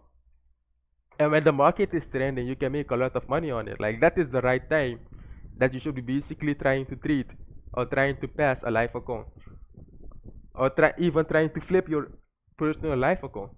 So like when you see that the market is in condition like this and you don't want to lose money because you know it's ranging, the best thing that I'm advising you is to not be trading any prop firm in the market, in this type of market, because it might take a while before you pass it, or you might also lose because the market is ranging.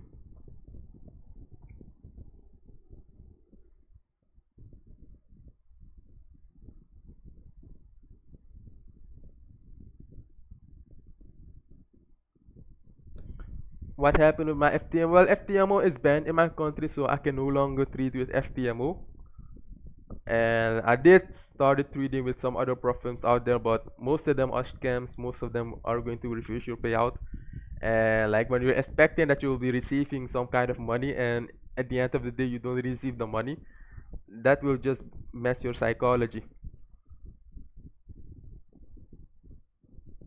Yeah, but FTMO is banned in my country, so I can no longer trade with FTMO.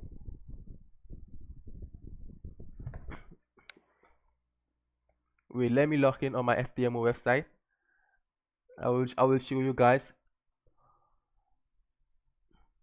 Like I can still access the website, but I cannot purchase or continue trading FTMO because it is absolutely banned in my country. Wait, I will show you guys the website. Let me log in. Then I will show you guys.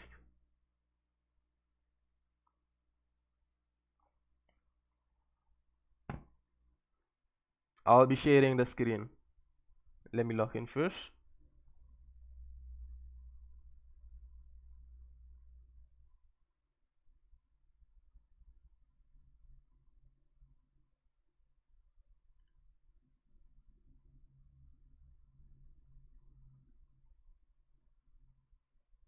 Okay, I successfully logged in. I'll be showing you guys my FTMO account. Give me a moment. No, but VPN cannot bypass any KYC. Even if I want to use VPN to trade with FTMO again, it's going to be very hard.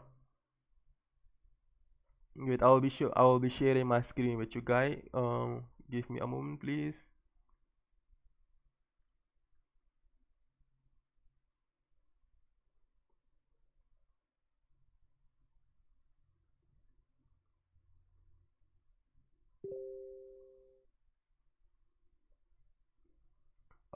Can you guys see my screen? I think that you guys can see my screen. So if you guys focus on the first challenge account, the one where you see that I'm basically 23k in profit, that is basically the account that got me into the leaderboard. But then I got banned after requesting a withdrawal. I did receive the money, but I could no longer trade this account because then I got banned from it. I think I think maybe it has something to do with me, but it is totally banned for my country. I cannot even buy any profit account from FTMO anymore. Yeah, and as you guys can see, I never really failed a FTMO challenge in my life. Maybe from some other platform, but like all the accounts that are basically bought from FTMO were basically passed.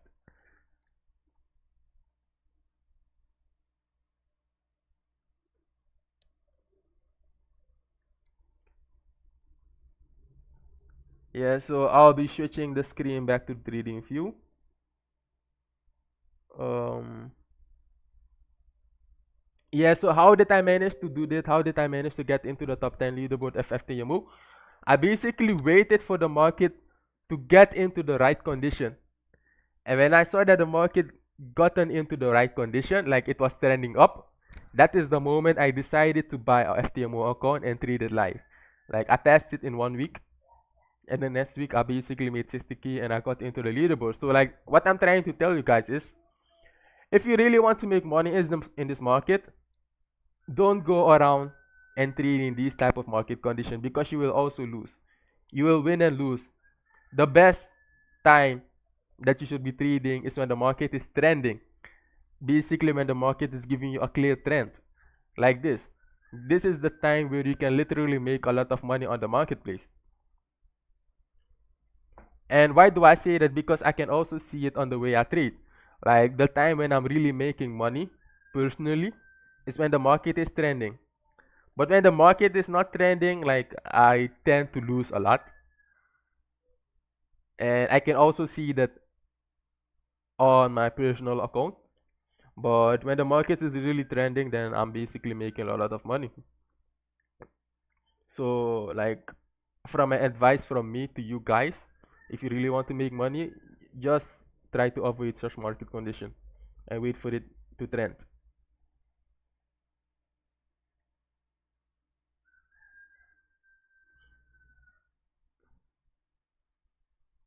Yeah, so like the consolidation is really not the best time to be trading. Don't really expect to go and trade consolidation. Like some people are good at trading consolidation. I mean, like if you're good at trading consolidation, props to you. But it is really not the best time to be trading or trying to pass challenge account or trying to recover them. I mean, like if you get a good setup, that is very good. But personally, from me, when I'm doing prop firms, I tend to do it when the market is trending, because that I know I will be getting a high probable setup. Somebody did say that there is a 3 minute shift, but I do not want to see it on the 3 minute. I at least want to see the shift on the 5 minute, because the 5 minute is more high probable than the 3 minute. Like the higher you go, the better it is. So if you're waiting for your confirmation on the 5 minute, it is more better than the 3 minute, because the 3 minute confirmation might be false. So like indeed there is a confirmation in the 3 minute, there is also a fair value gap. But what is the chance that this one will work out? You might still get some unnecessary stop out before the initial sell happen.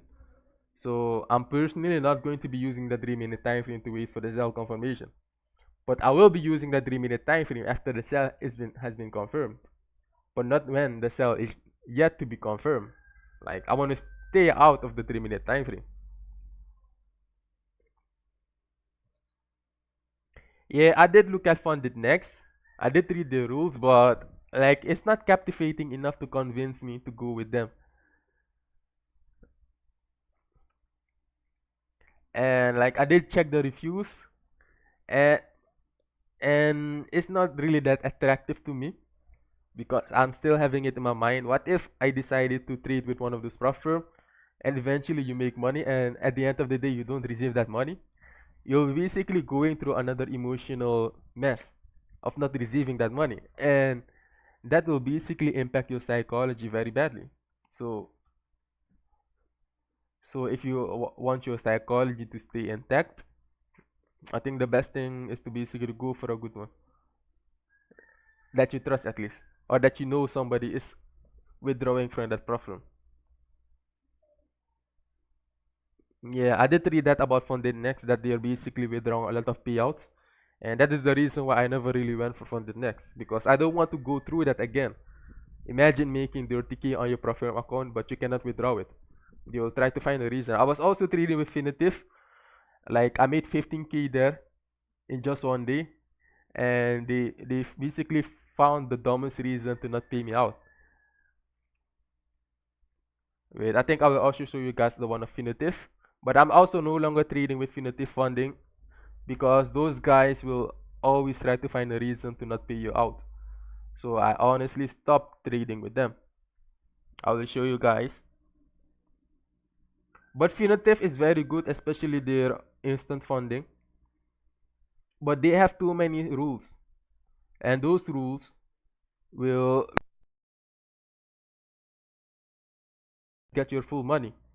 And when you don't get your full money, you will totally get stressed out with those kind of things. I'm showing it now. I will show you guys the screen of punitive funding.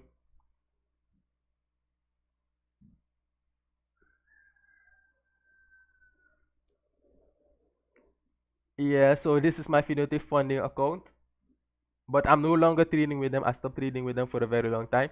So as you guys can see here, they are telling me that they basically pay me 16K on payout, but that is not true. That is not true. They only give me like 3K of the 15K I made. They basically have too many rules. Too many rules that will, yeah, they, like as you can see here on my history on my latest payout, they are telling me they basically paid me 15K, but that is not true. They only gave me like 3K of the 15K. Because they are saying that I violated some rules, but those rules are also very fake. So you guys must also be very aware of that when you're going to be choosing a prop firm. If you see that the prop firm rules is basically too vague, don't go for it. Because when the rule is vague, like it is not clear enough, and you basically make a lot of money, they will always use those fake rules to not give you the full amount that you deserve. So like you can see that they say here that I received 15K, but that is absolutely not true. They only gave me 3K of it, but you cannot see it here. So like technically saying, they can basically say they give me the 15K, but that is not true.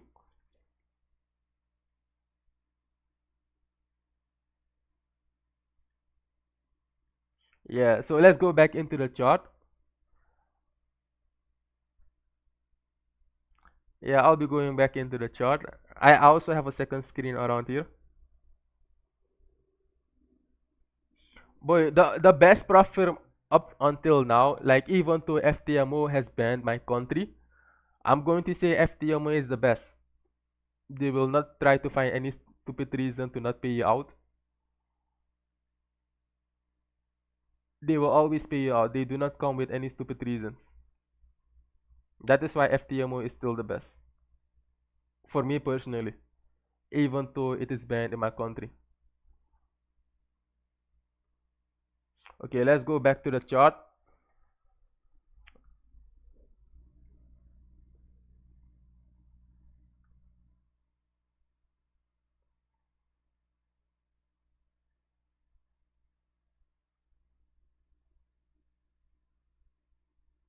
Let's go back to the chart.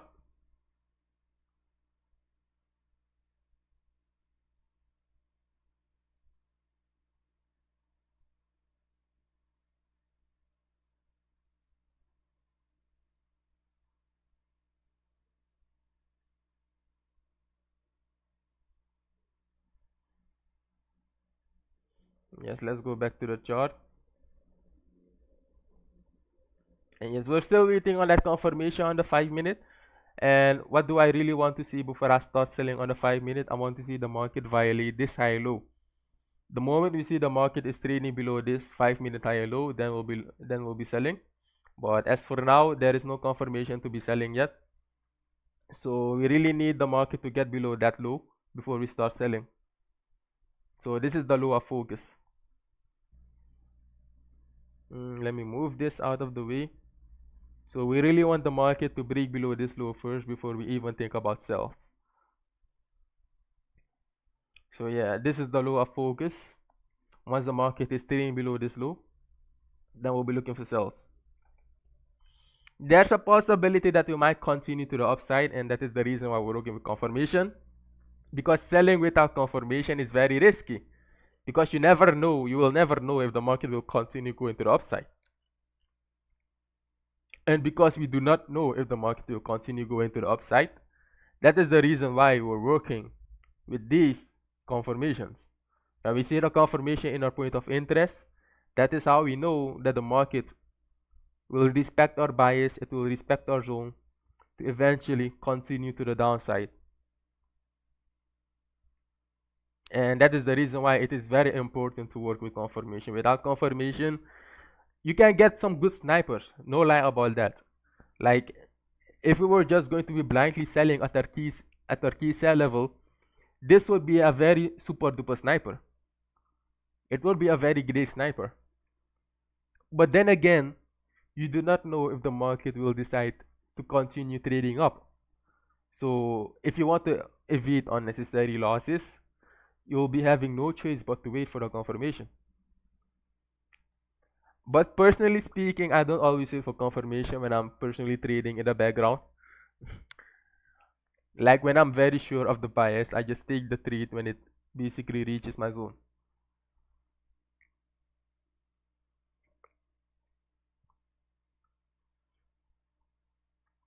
So yeah, let's wait for the market to get below this higher low before we make any rapid trading decision. The market is in a key sell zone. We're basically waiting for confirmation to sell. Let me update this text for every new viewer that are joining. Waiting for confirmation to sell. There's currently no confirmation yet, so we're not getting into any sells. And we also have news in like 40 minutes. Yes, we have news in 40 minutes. Yeah, let's wait. Let me place an alarm to right here to not miss it when the confirmation arrives. Yeah, so everything is ready and let's wait. And all of these things, like all the methods, all the premise that I'm using to basically analyze the market, to look for my entries, all of those things will be occurring in my mentorship. Like the focus point of a mentorship is to basically give you the specific tools that you as a trader will be needing to analyze the market independently. Like it's very compact. There's not too much information in it. There's like the only information that you'll be finding in it is the information that you only need to analyze the market independently without the needing to look for signals out there. You'll be your own signal. But I will also be giving 5 people my mentorship for free, and those 5 people will be giving me an honest review on it, and I'll be then giving you guys those reviews of what they find of my mentorship, and if it's really true with the things that I will be teaching in the mentorship, if they can use it to analyze the market independently. Because there are certain things out there, like I'm not gonna call names, like for example, when you decide to purchase a mentorship and like eventually when you get into the mentorship, you feel like it's a waste of money. You feel like you didn't even learn anything. Like the thing that they are teaching, you cannot even use them for yourself to benefit. And that is the reason why I'm going to be doing it different. Like I want to make it worth of your money. I want to make it so possible that the things that you will be using that they can help you on your trading journey.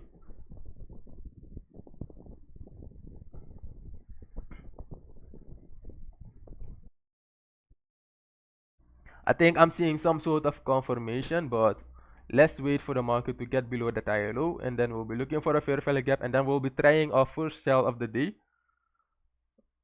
Let me just go get me some water. I'll be back in 1 minute.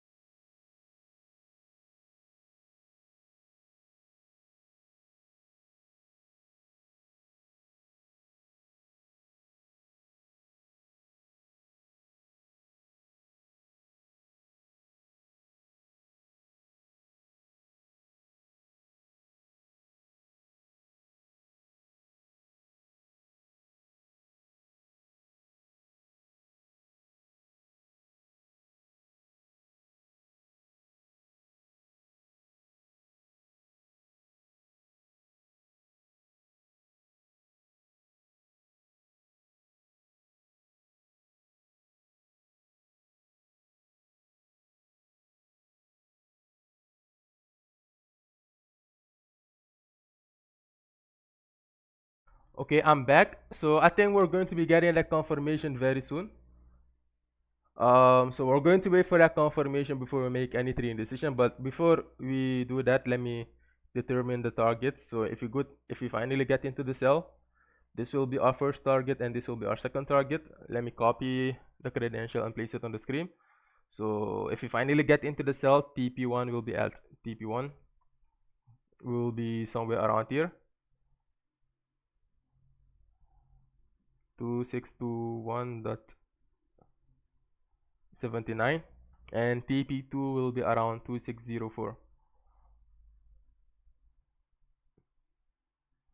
2604.80. Yeah, so these will be our TP target when we finally get into the sell, but we're still waiting on a confirmation. Let me just delete this because I want to see everything. I want the chart to be very clear. Okay, let's go to the 5-minute. We'll be waiting for a fair value gap on the 5-minute.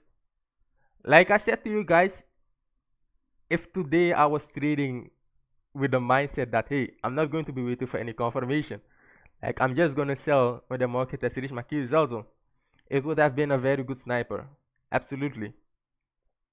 But there's always a risk that the market would want to move a bit higher after it has reached your key zone.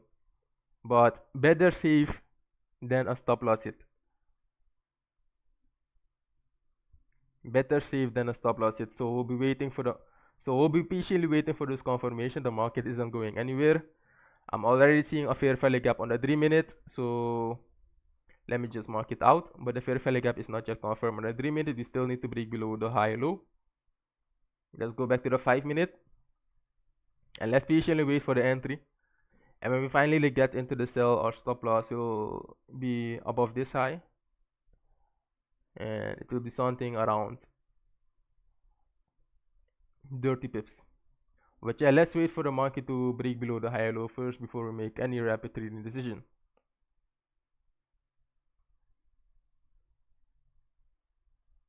Let's wait for the market to break the higher low.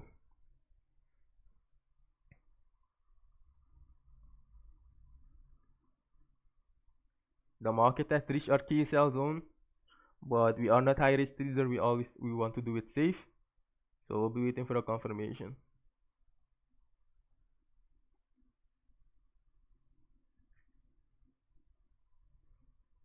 If the market doesn't break the high low yet, we're not selling. We need the market to break it, then we're going to sell on a pullback.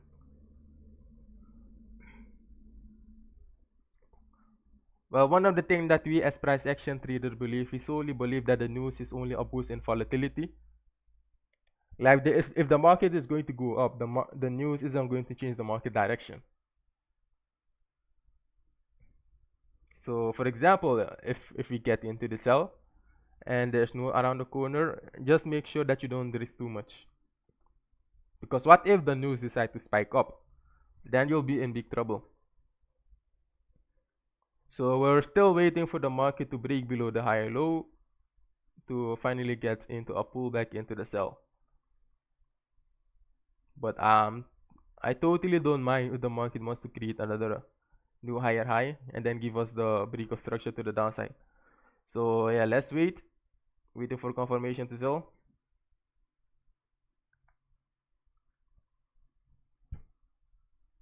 And we also have news in 33 minutes.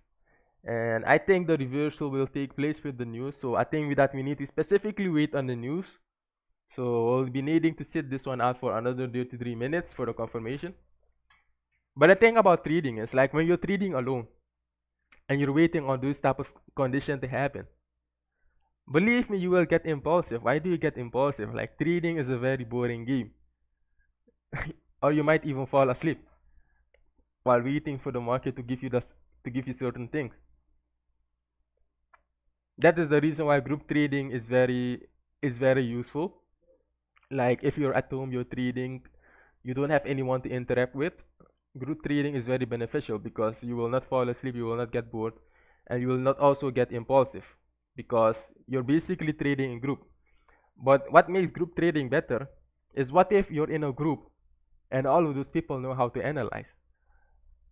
That will even increase your win rate because your whole group knows what to look for and knows what kind of setup they must not take.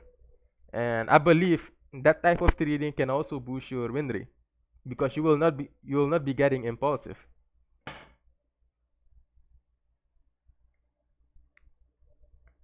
You will not be getting impulsive, and your group mates also know what kind of condition they must wait for before they take a trade.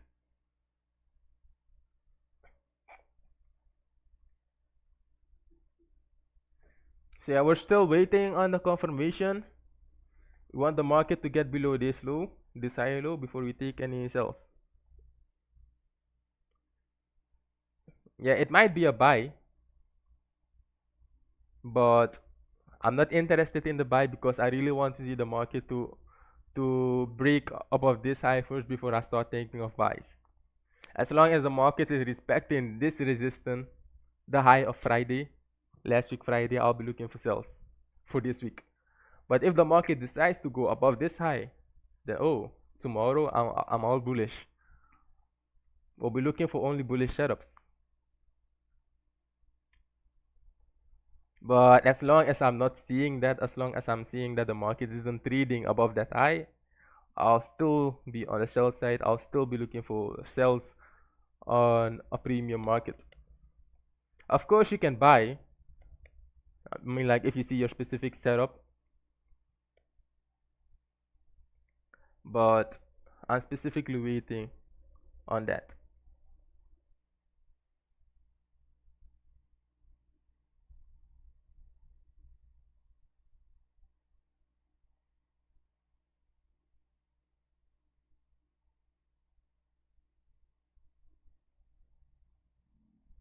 Yeah, let's patiently wait for the market to break below the higher low before we start selling. And as you guys can see, I'm no longer on the 1 hour time frame. I switched to the 5-minute time frame because the market is in my point of interest. So now is the right time to be on the lower time frame and to basically wait for the confirmation to occur. But don't be going on the lower time frame when the market is not in your point of interest. Like you will get impulsive, you will start making stupid decisions.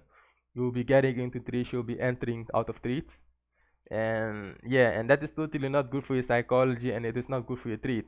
Like when you're intensively trading behind the chart, your brain will also get super tired very fast. Like I also made those kind of mistakes in the past, like trading very intense, looking for setups every minute on the 5-minute, on the 3-minute chart. And like at the end of the day, you're going to be super tired, and especially if you're losing, your whole psychology is going to go down. But yeah, not placing any trades every minute is very boring. Yes, it is very boring, but it is also good for your psychology, and it is basically giving you the indication that you're actually practicing discipline, because you need to have discipline to wait on certain things to happen. And having discipline is very boring, because not entering into any trade shells is very boring. But that boredom will ease off soon. We still have tomorrow. So let's say that we do get the things that we want to see on the chart, and we finally get into the sell, and the sell gives us like 100 pips. Eventually the effort will be worth it because we waited on it and it finally happened. As you can see, we're not in a sell yet. We're still waiting for certain things to happen before we enter into any sell. And I'm not going to be looking for any buys yet because I want this high to get taken out specifically before I start looking for buys. So as long as that high is still intact, I'm still on the sell side of the market. As you can see, I've made it a bit bigger and thicker. So as long as we're trading below this horizontal line, I'm still on the sell side. I'm still going to be looking for sells, and I'll still be with the bearish market side.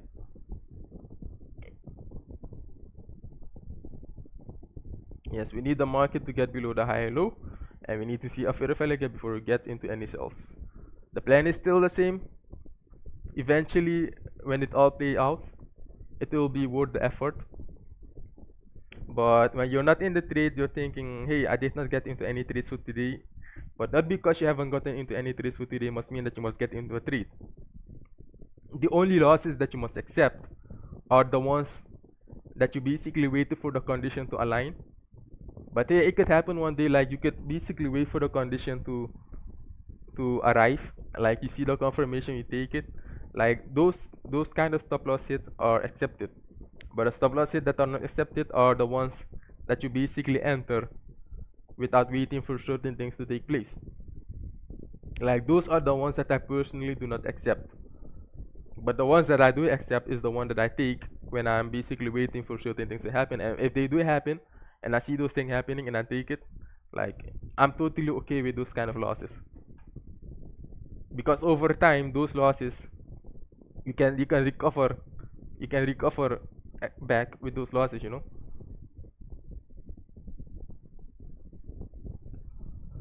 Okay, I'm still waiting. I'm not going to be using the 1 minute because I'm live trading, but when I'm personally trading, I'm using the 1 minute. But the 1 minute is very high intensive. If you're a beginner, it is not recommendable to be using the 1 minute to look for entries. You will be getting burnout very fast, and that is not good. Like you want your brain to be at its optimal performance. You don't want to be stressed out when you're analyzing. You don't want your brain to be clouded. So stay off the 1 minute chart. Just stick to the 5 minute chart for your entries. I'm also talking out of experience because I was also in that beginner phase where I was also doing all kind of stupid stuff when it comes to trading, when it comes to analyzing, when it comes to not upholding to your discipline. Yeah, we're kind of seeing some bearish pressure now, but we really want that fair value gap. I'm not selling because I'm seeing bearish pressure. I will be selling once that bearish fair value gap is in place. Okay, now we have finally broken below the high low. So we're going to be waiting on the fair value gap. I know it is very boring when you're specifically waiting on specific things to happen. But waiting on specific things to happen will also make sure that you don't suffer any unnecessary losses. Okay, so now we have gotten some sort of reaction. Let's wait for the fair value gap to form before we get into any trades. Let's wait for it.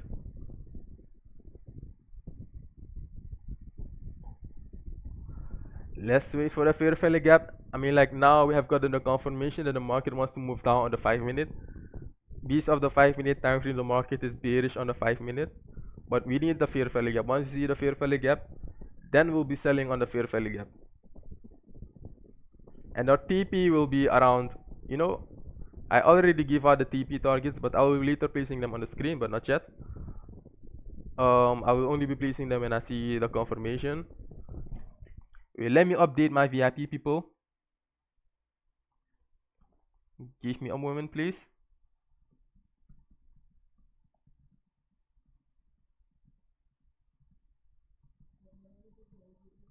Okay, so we already broken below the high low. We just need to wait for the fair value gap to come in place.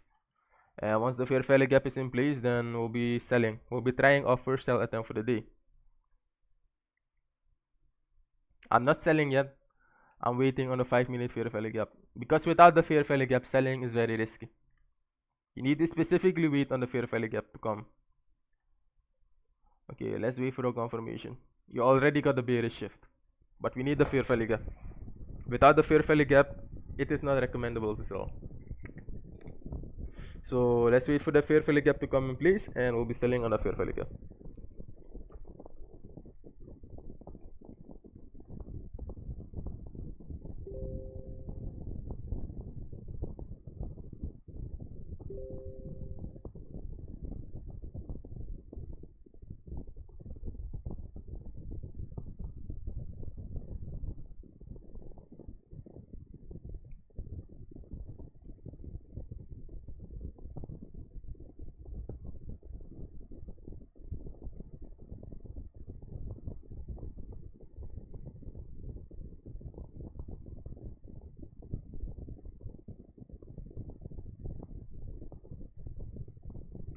Okay, we still have 2 minutes, and we also have news in like 23 minutes. Okay, but we still don't see the fair value gap. I mean, like, if the bias is indeed correct, then we should not be scared of the news. But let's see what will happen. Let's wait. Let's wait for more candlestick data before we make a trading decision. Like, we've been waiting a while for those information to arrive.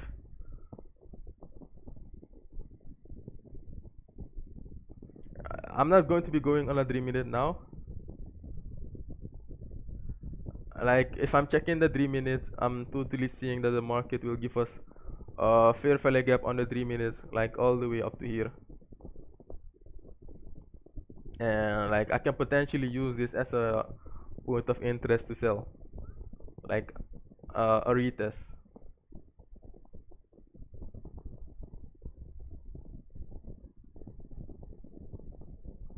Base of the 3 minute. Then this would be a very good sell area on the 3 minute, but I want to see the 5 minute fair value gap.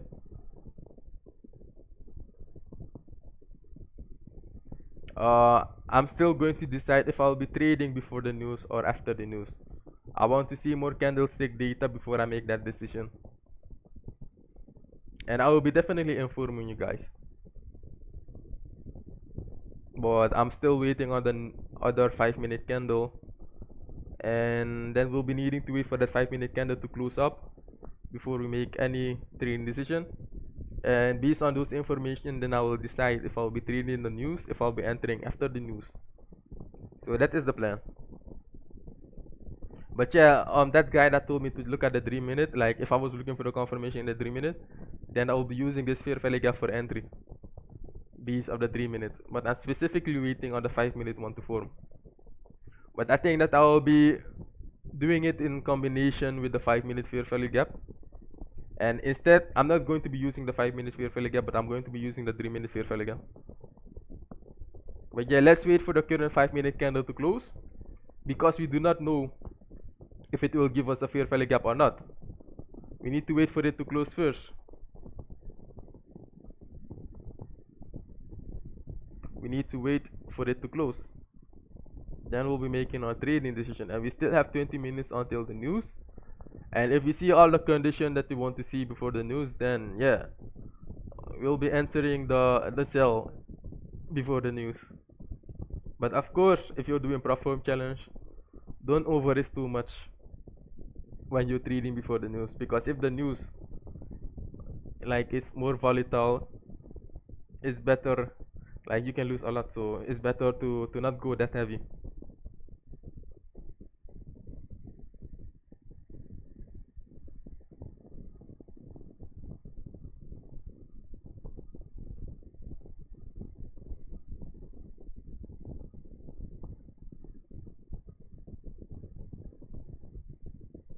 Okay, as you can see, the current 5-minute candle is pushing up.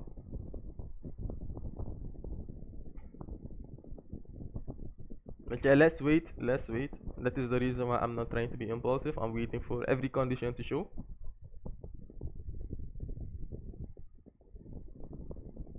Trading is very boring when you're working with rules, when you're waiting for certain things to take place. But yeah, it is better that way. If you want to survive long term in trading, it is better for it to be boring.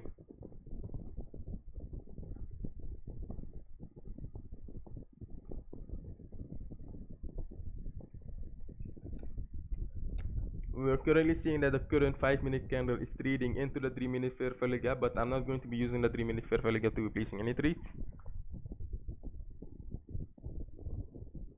So I'm waiting for the 5-minute candle to close. I don't need to specifically wait on a fair value gap. I can just enter a sell like once this low is broken.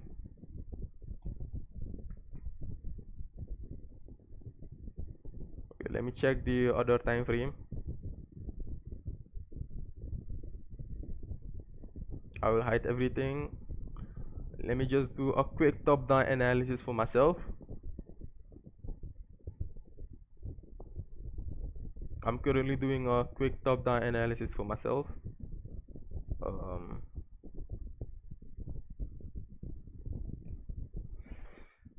I'll also be checking other pairs to confirm.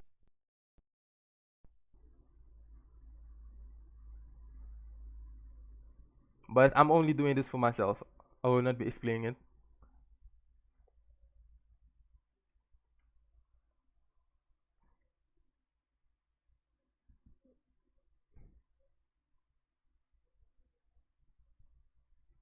Is this really USDX?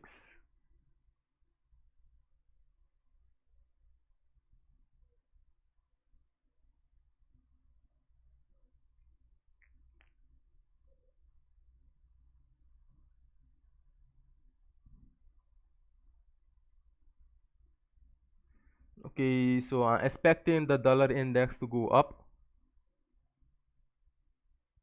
because there is a bullish order block around here. Let me mark it out. There is a bullish order block around here, and we are currently trading on the previous day low. So it could honestly be a liquidity rate. And if the news should be at our side, then gold should go to the downside based off this insight. I'm only using it to confirm the direction on gold. I'm not trading those things. Okay, the market is indeed giving us a nice reaction from the sell zone.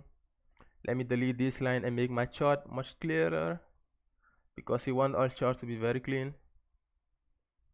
Let me delete these stuffs. Okay, so we're getting a nice reaction from the zone, but we still need to wait for certain things to take place. We're also going to be getting a new 5-minute candle. We have news in 15 minutes. We're also going to be waiting on the news.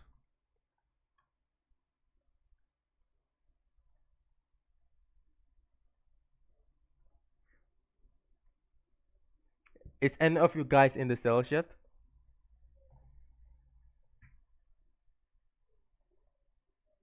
I'm not in the cell yet because I'm waiting. But I'll be making my entry very soon. I'll be making my entry very soon enough.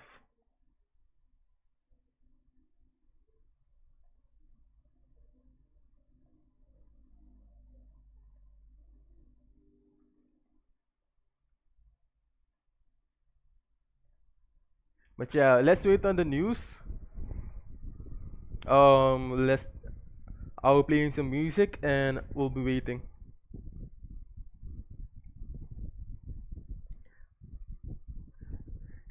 And as you guys can see, we didn't see any fair value gap. Like the market can still go to the downside without the fair value gap on the 5-minute. But we already saw the necessary thing to confirm that the trend is now bearish. But because we have news at the corner, we don't really see how the news will react. If it will give us a spike up. But if I see a spike up with the news, I'll still be looking for sell, as long as it doesn't violate my ultimate high.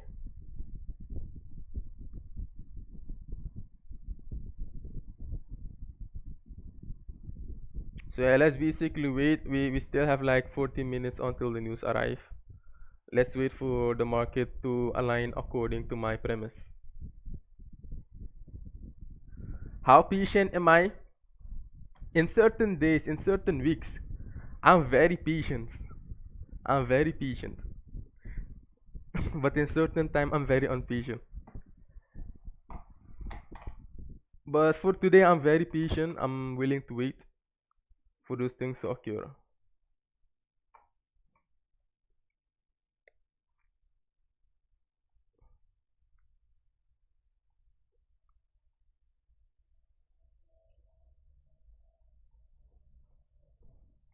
And if we did use an aggressive entry, we would have been in the sell for a very long time. Like right now, we'll be waiting for the market to basically continue melting down. But that is the thing about confirmation, like you won't be seeing the confirmation right away. That is the difference between being an aggressive trader and a conservative one. Being a conservative trader requires a lot of patience.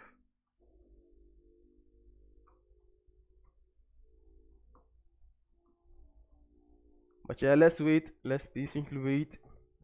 Let me check the other time frames to see if they are showing me something else.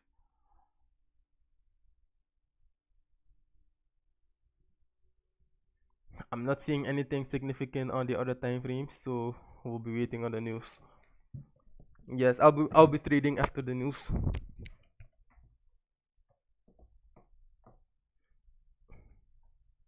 Yes, patience is indeed better than losing money, but it is also very boring because you don't get that adrenaline feeling when you're entering trades. But the market is here forever, so I don't think it's necessary to be forcing trades.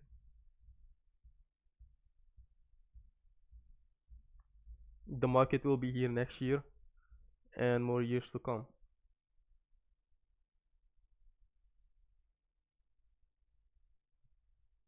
On the meantime, feel free to ask any question in the comment box while we wait for the news.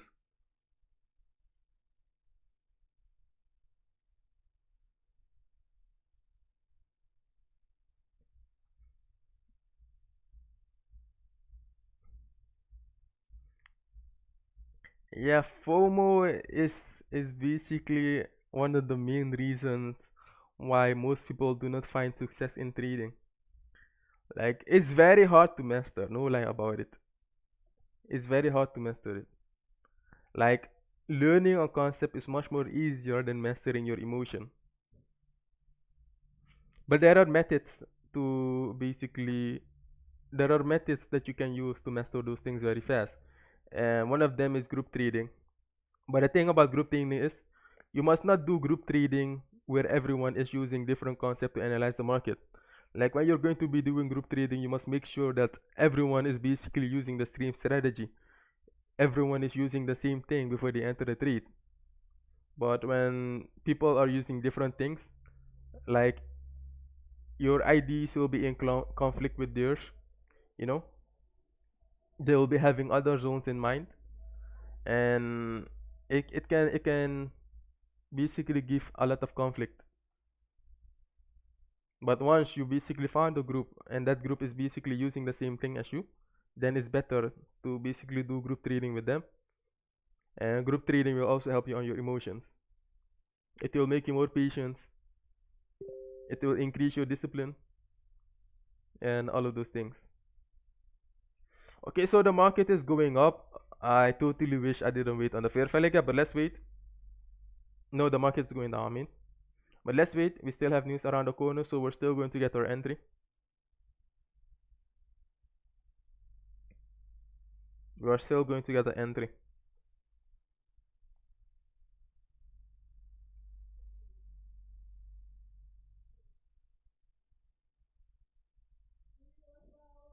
Yeah, somebody did mention for me to check the 3-minute chart. Somebody did tell me to check the 3-minute chart. Like, did that person get in the sell? Because I did explain that the market would be wanting to go into this 3-minute fair value gap and then going down. But because we also have news around the corner, we still have 9 minutes until the news.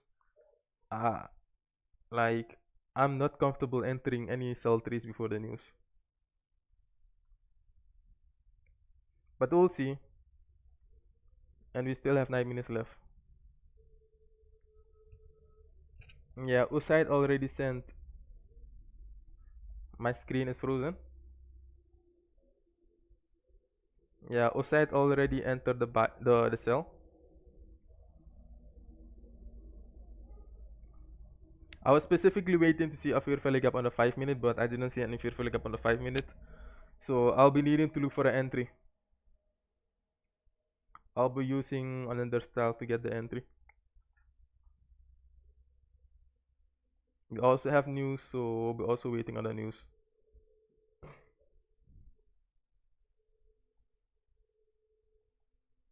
I hope that the market doesn't go down without us. But either way, if it goes down, we'll still be getting our entry. Because I also have other projection in mind. So what if the market wants to go down without us? Because we did not take the sell trade when it was in a key point of interest. The market will 100% leave a fair value gap around here for us to re-enter on the 50-minute. So that is the reason why I'm not impulsive to get into the sell right now. Like, I'm willing to wait. And we're going to wait for it. And the market is selling into a 10-minute bullish fair value gap. Let's see how it will be doing. We still have 6 minutes until the news arrive. Personally, for the sell to be fully confirmed, you need to wait for the market to break this low. Once the market has broken below this low, and you are in a sell from here, you were the aggressive trader. You waited, you basically sold without confirmation around here.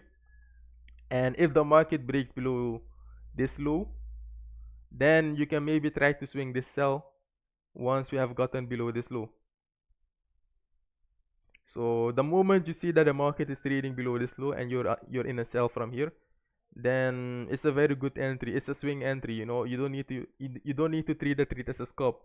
You can even target this low around here. You will definitely know that you will be get rich, but it will take a long time before it gets rich, or maybe even this one.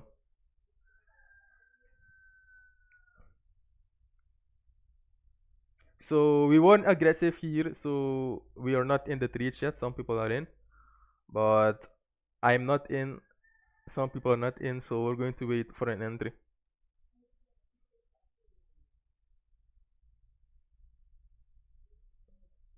Let's wait.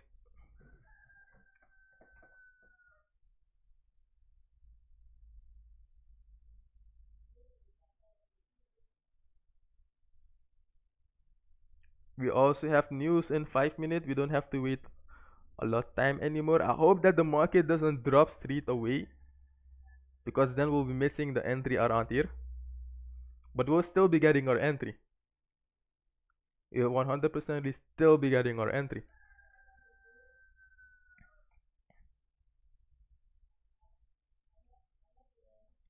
Let's wait.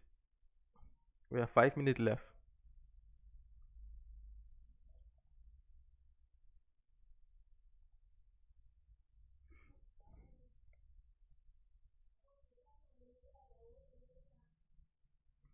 We have 5 minutes left. Let's patiently wait for everything to unfold.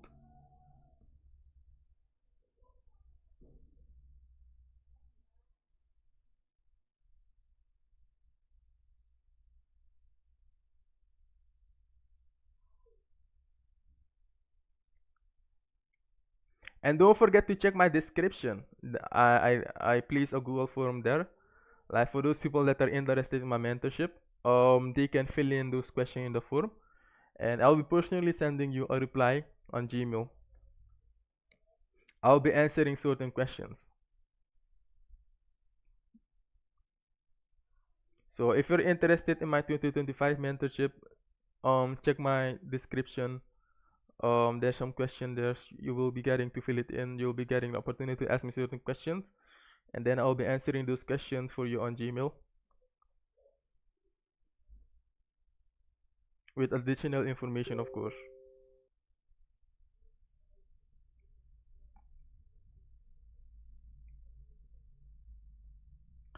Yeah, so today we decided to wait for a confirmation, but yeah, unfortunately we did not see the fair value gap.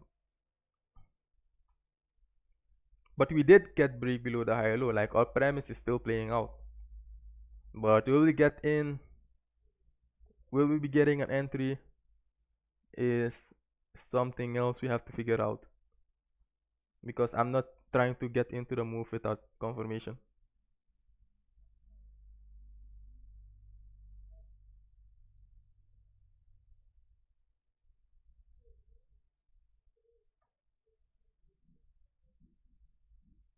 We still have 2 minutes until the news arrive. Let's see what kind of reaction the news will give the market.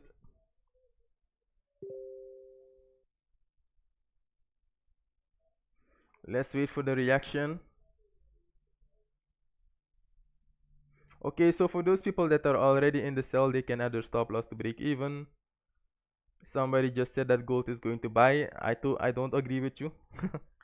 But let's see, anything can happen. But I'm expecting the market to continue on going down.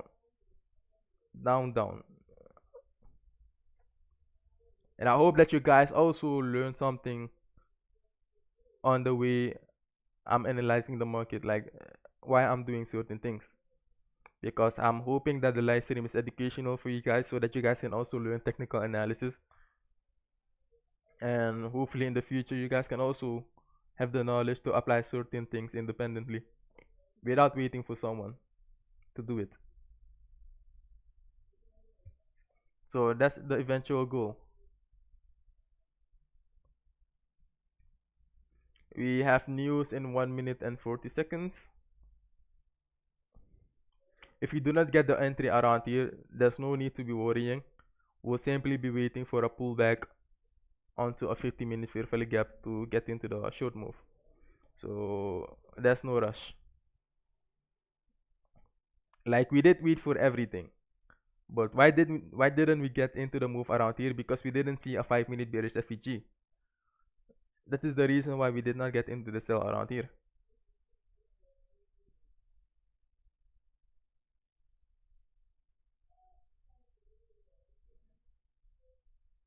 Yeah, the news is very, how do I say it, is very tricky.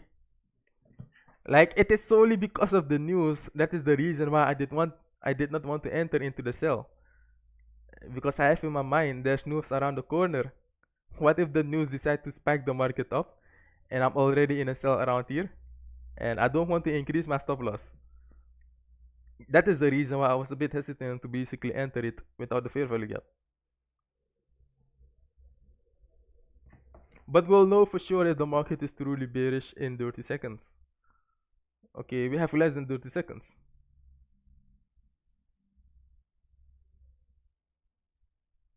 Let's see what kind of reaction the market will give, and then we'll be looking for an entry. We waited for it for a very long time. Now it's time for an entry.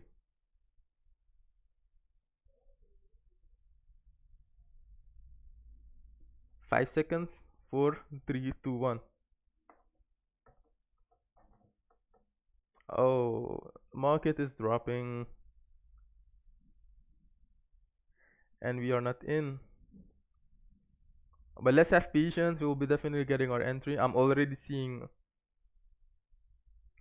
some place where we can get our entry. Damn. Is anyone in the sell? No, the market will not be going up. The market is bearish. I'm not even sure why you're bullish. But yeah, we'll be getting our sell entry very soon. Osai, you have a very nice sell. I mean, like, if we finally break below this low, you can try swinging your sell.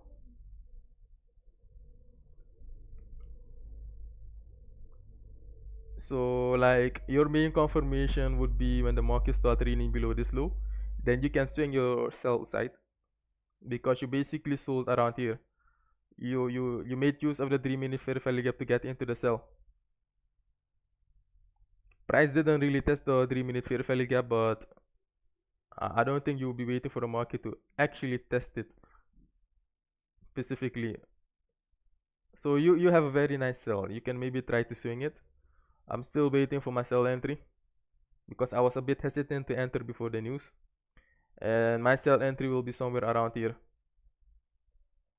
So I'm honestly waiting for the market to break the low. Once we break the low, then the direction is confirmed. Then I'll be waiting for a pullback and then entering the sell on a pullback. Yeah, so you can maybe try to swing in your sell. I'm still looking for an entry. Yeah, but this is the thing. Sometimes there are some days where you will try to do it safe and you don't get an entry. And there are some days you will be using aggressive entry, but your stop loss will be hit. Just like yesterday. Yesterday you were selling aggressively around here, and price decided to move higher. But because I was selling aggressively yesterday, that is the reason why I didn't want to enter the sell aggressively around here. But yeah, let's wait. The market, the bearish trend is almost confirmed. I'll be waiting for a pullback into this fair value gap to get into the sell.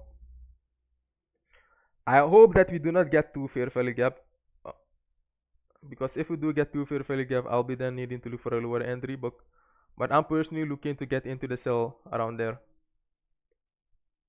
Once we break below the low, of course.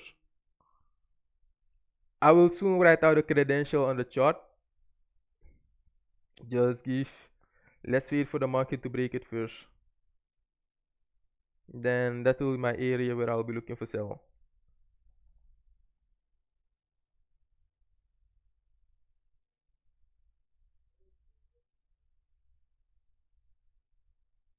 And I'll ask you guys personally a question. Do you like the way I'm live streaming? Do you guys think it's educational enough? Do you guys think I'm explaining the reason why I'm looking for certain setups? Do you guys think it's clear enough? Do you guys think that maybe in the future you guys will be able to analyze independently based of the way I'm doing my live streaming? What do you guys think? Yes, and I hope that in the future you guys can also use these things independently and approach the market independently. And I did explain to you guys why I'm looking for a sell, and it's currently playing out as I explained in the beginning. So it's not like I'm handpicking specific zone. It's not like I'm entering zones without explaining. Like I'm doing all of those things. I'm building a premise, and I'm waiting for that premise to happen.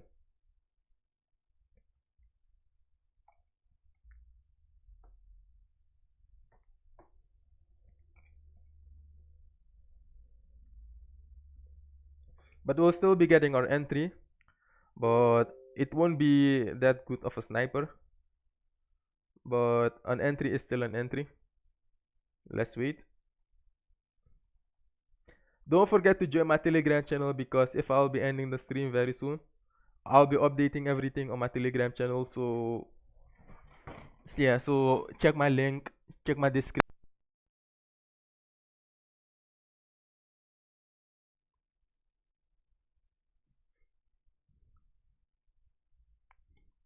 I'll be soon entering on the sell.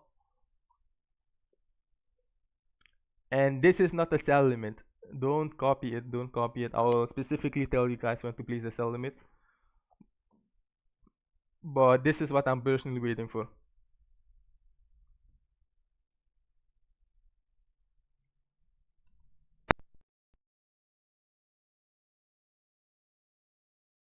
Hello?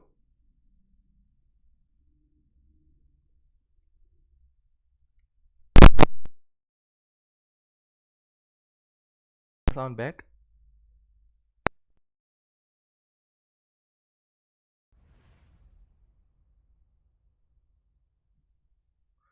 Can you guys please confirm if you guys can hear me? Okay.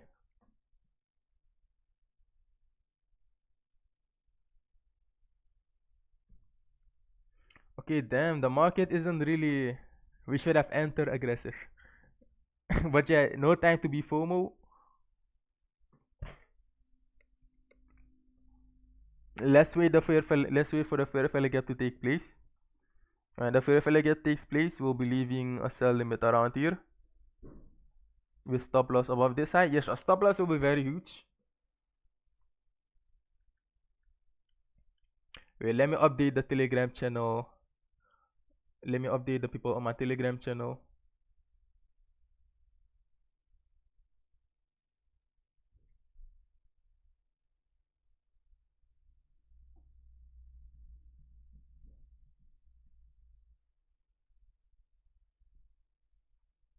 Give me a moment to update and interact with my VIP people.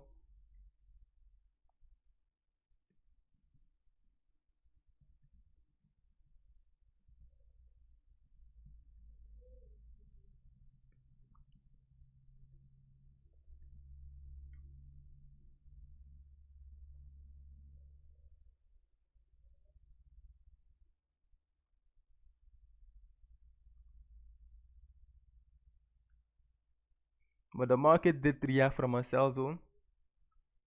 We're waiting for certain things to take place.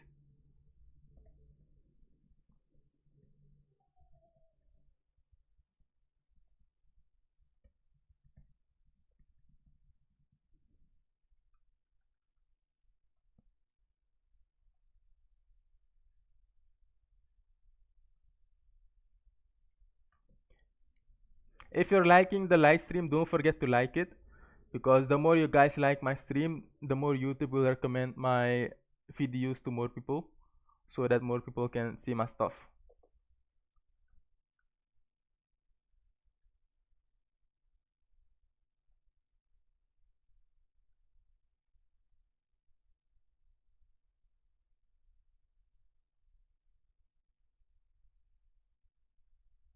Yeah, so don't forget to be like to like the live stream. And while we're waiting for the 50-minute candle closure to get into the cell.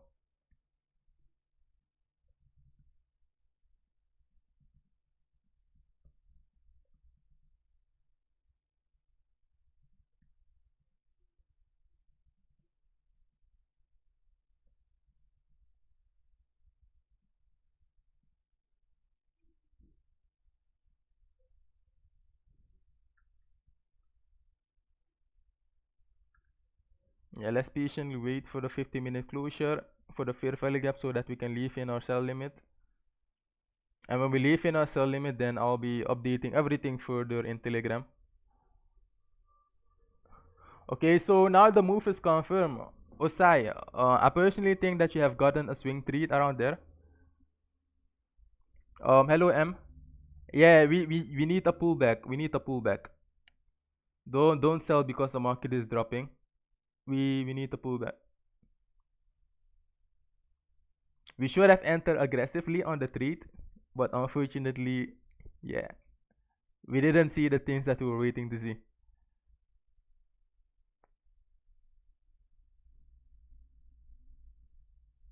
Yeah, so I think those people that got into the sell around here, they can swing it because this is a good swing entry. It's a very good one. You don't need to worry. You can leave it out for days.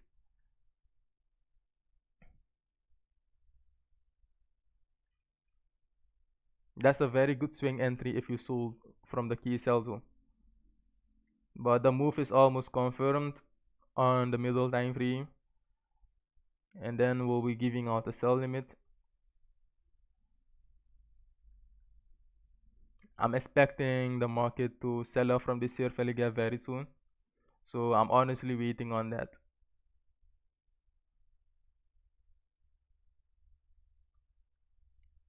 So yeah, let's basically wait on that. But we need to break below the higher low first. I'll be giving you guys the credential on the screen when it's time. But this is just giving you guys an indication.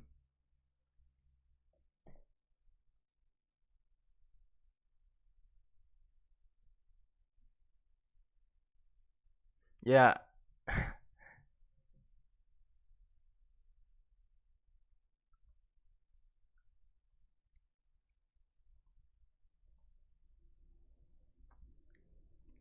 I think we're finally getting some sort of retracement.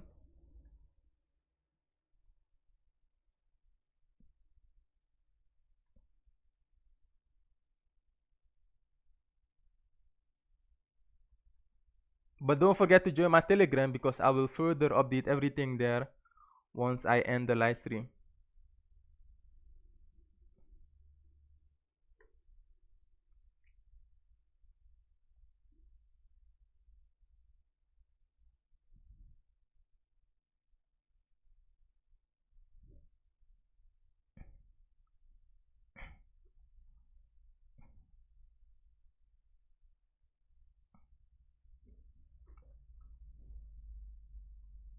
Let's patiently wait for the market to give us a valid pullback.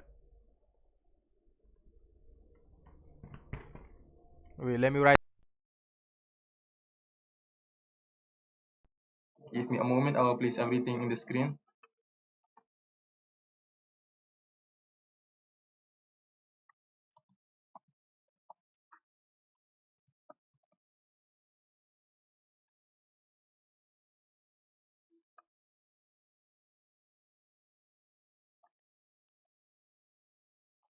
Our stop loss will be very large, so you'll be needing to decrease your loss size.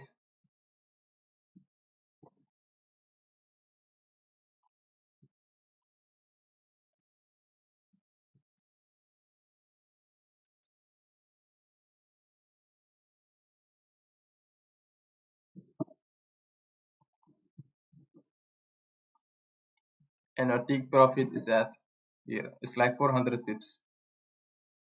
Okay, I'll be placing the limits on the screen.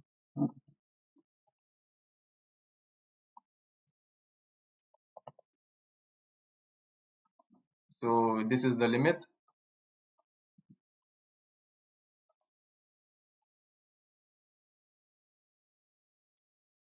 And we're going to patiently wait for the market to get into the fair value gap to get us in. This is a 400 pip move.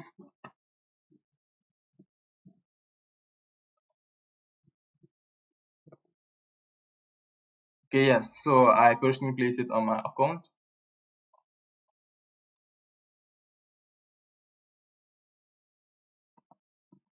Yeah, feel free. The market isn't going anywhere, so yeah, if you have something to do, feel free to do it.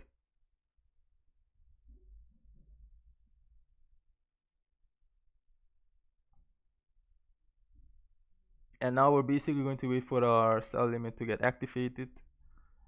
I will also be going to eat something on the meantime while I'm waiting for the market to get into my sell limit. Okay, while we're waiting for a sell limit to get activated, feel free to take a bathroom break or anything, or maybe a time off from the chart.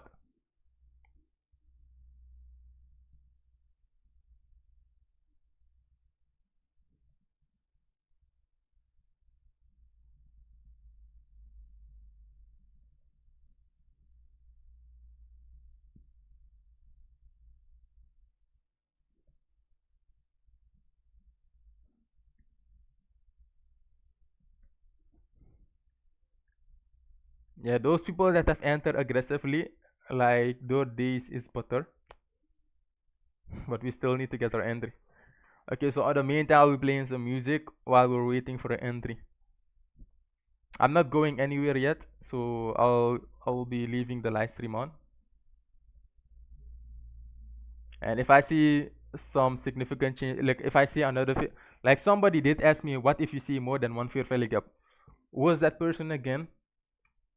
Can you please comment that it was you? Okay, why is my stop loss all the way up? Because we do not know how deep the retracement will be. So like the best place to place your stop loss is above the recently created higher high and not inside of this range, because you do not know how deep the retracement will be. And like look at the targets, we're basically targeting 260 pips and 400 pips, and we're risking around 70 pips. So like the best thing to do in this scenario is to decrease your loss size. Yeah, so if you see more than one fair value gap, then you might need to sell on the bottom fair value gap. So if we do get another fair value gap around here, then I'm afraid that we'll be needing to sell a bit lower, that we'll be needing to use this fair value gap to get in the sell trade. But for now, I will be playing some music. Feel free to take a bathroom break. I'll also be going to prepare something to eat. And if there's something significant happening in the chart, then I'll be talking again. But on the meantime, I'll be waiting for my limit to get active. And once the limit gets active, then I'll be soon ending the stream. Once it gets active. If it doesn't get active, then I'll be making comments, and then I'll be updating everything further on Telegram. Don't forget to check the description.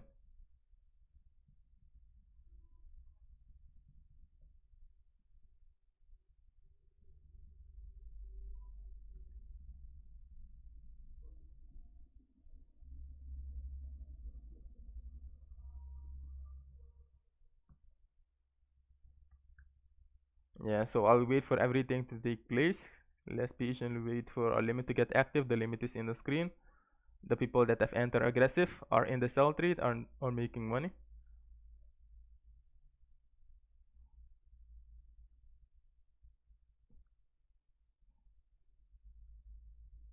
Okay, yes, let's patiently wait for the limit to get active, and now I'll be playing some music. See you guys when the limit is active.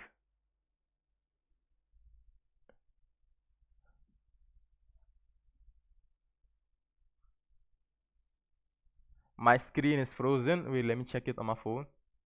I'm not sure what the issue is. Hold on a moment.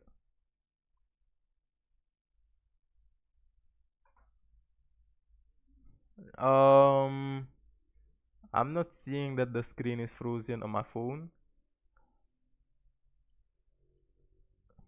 Wait, let me double check it.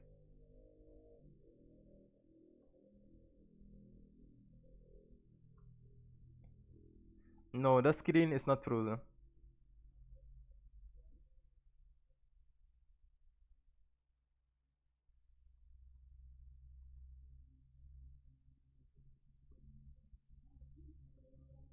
Yeah, so I hope that the explanation was very clear to you guys of why I was looking for a cell, and I hope that you guys can also apply that independently very soon enough to basically analyze the market independently and look for your confirmation of the bias independently on all of these things.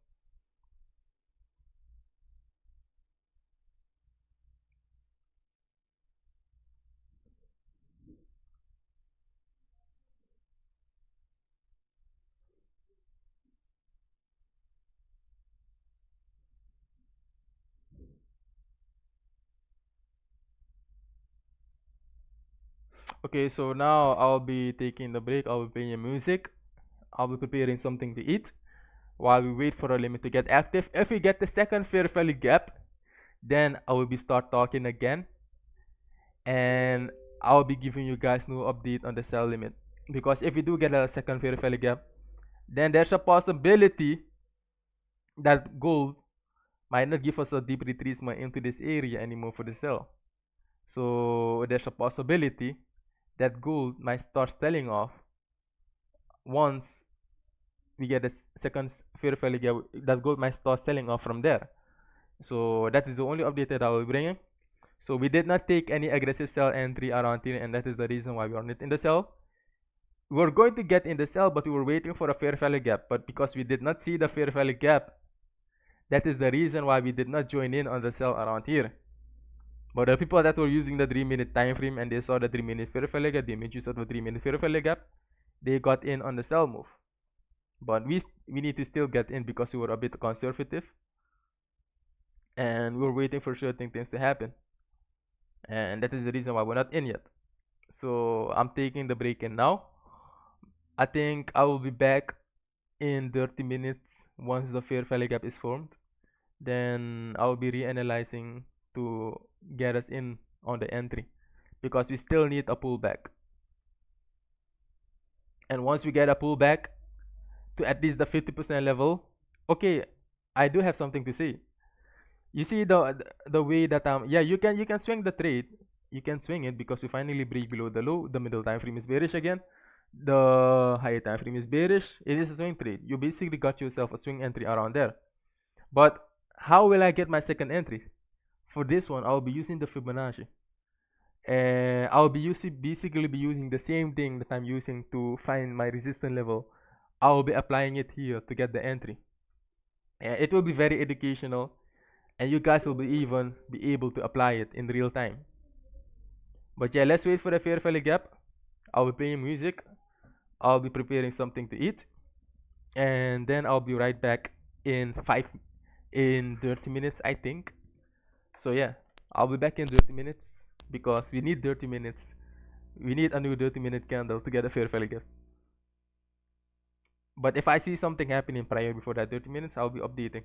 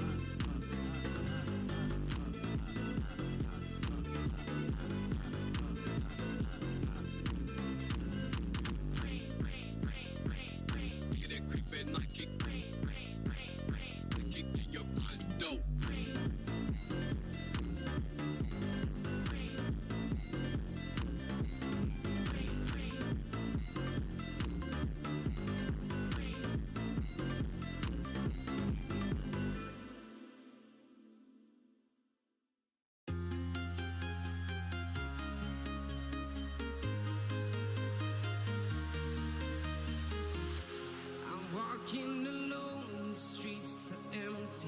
The only thing I can see is my own silhouette. I'm getting stronger, step by step. The clock is ticking, but there's no time for regrets. I've been flying from town to town, from London to Taiwan. I've been all around the globe, trying to protect your soul. We are heroes tonight. We will fly above the sky. We are heroes tonight. Yeah. We are heroes tonight. We will fly above the sky. We are heroes tonight. Yeah.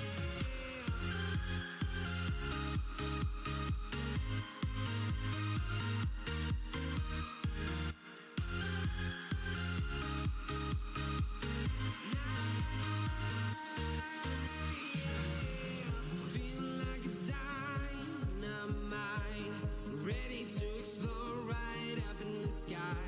I need you to listen, I need you to hear, and don't show any fear. I've been flying from town to town, from London to Taiwan. I've been all around the globe, trying to protect your soul. We are heroes tonight. We will fly above the sky. We are heroes tonight. Yeah. We are heroes tonight. We will fly above the sky. We are heroes tonight.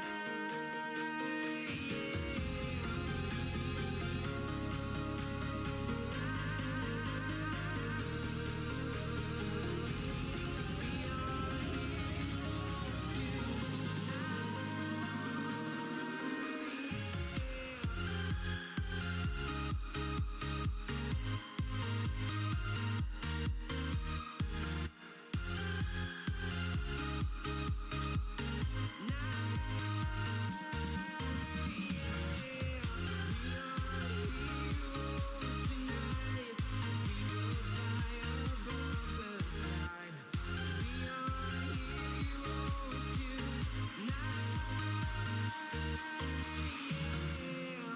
I've been flying from town to town, from London to Taiwan. I've been all around the globe, trying to protect your soul.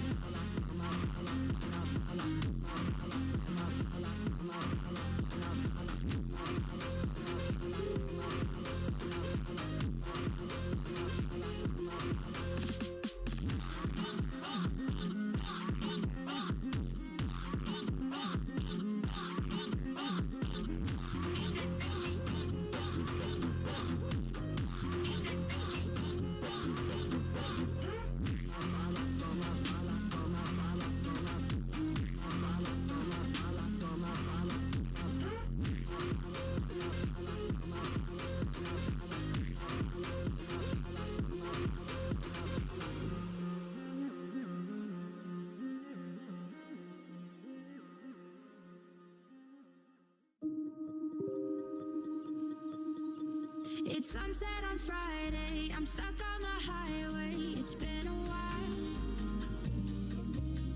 I'm late to the party, you already started the sparkling wine. I need to find a spark to keep me from the dark. I'm looking for a fire start tonight to light me up all around. 'Cause you're the only one I'm thinking of. Don't let me burn to the ground. I wasted time, these city lights. Still I can't get you out my mind. I need a fire start tonight. I'm looking for a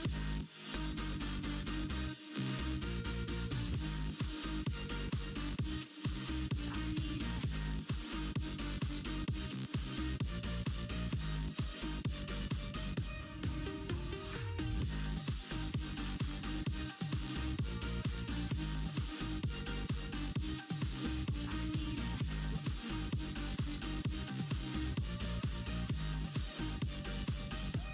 I'm looking for a I'm down in the mirror with perfume and glitter. I'm on the way. Feels like I'm 60. Your blue eyes and ripped jeans. What can I say? As long as there's a spark to keep me from the dark. Whoa,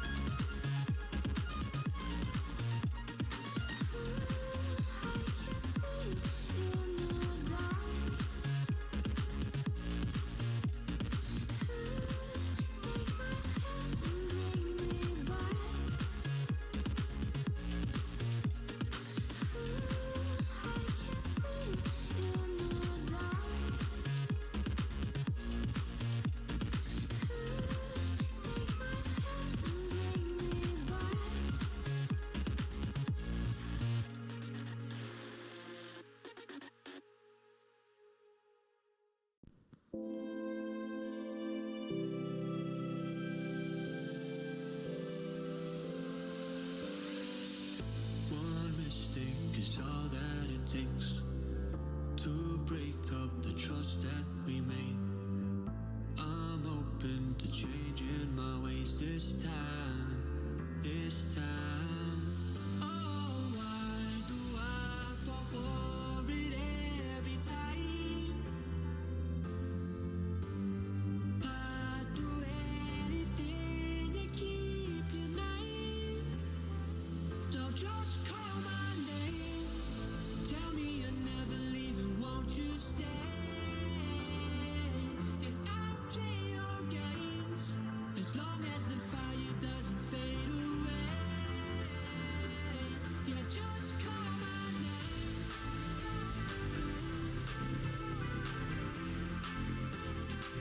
Yeah, just call my name.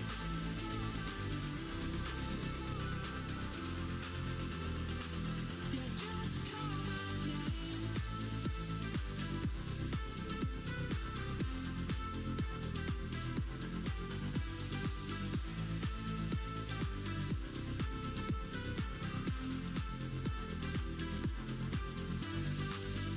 Can't forgiveness mend what we've torn? A chance to rebuild what was worn. With honesty guiding my stride this time. Now just call my name. Tell me you're never leaving, won't you stay? Yeah, I'll play your games as long as the fire doesn't fade away. Yeah, just call my name.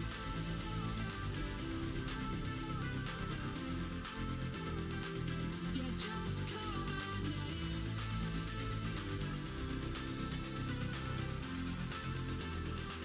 Yeah, just call my name.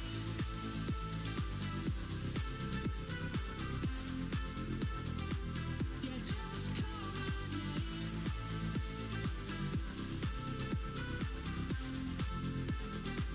Yeah, just call my name.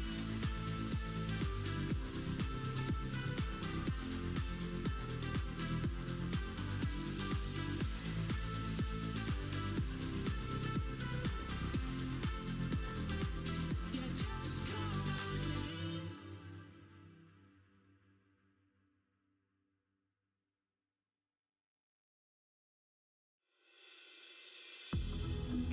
I never see the lights out. They got me overdrive. Fancy on a fast car. This is how you make me feel. Don't stress me now. I got the overdose. I'm feeling it in my bones. And if you say that I'm lying to you, you say it's killing me. I wish I could fall asleep. The problem is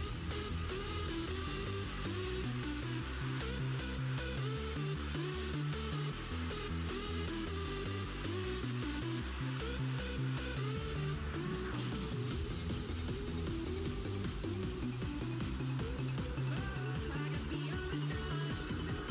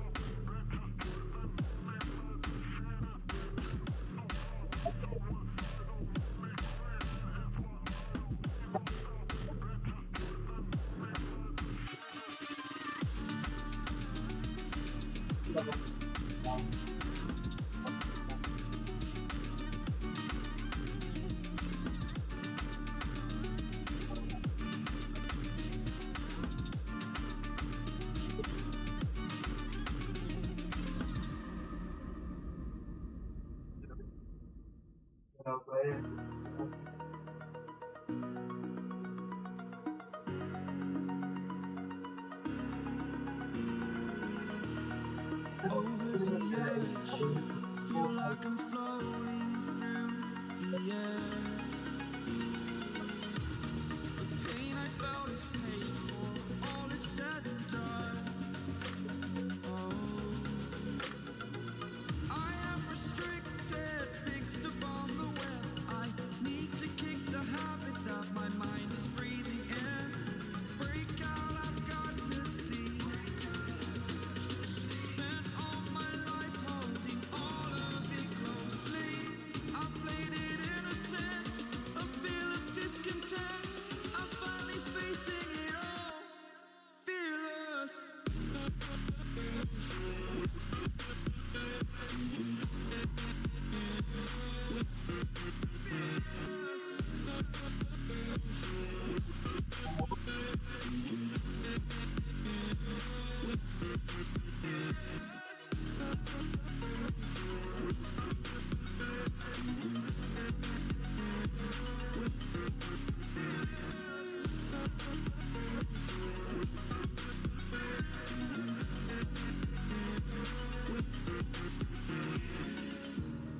Burning the bridge that keeps us.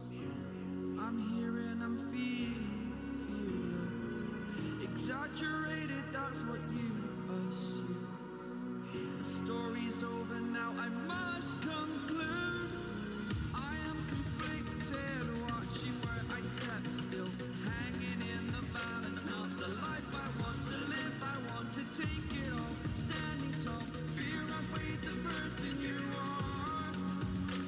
Oh, break out, I've got to see.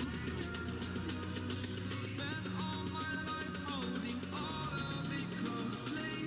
I played it innocent, a feel of discontent. I'm finally facing it all, fearless.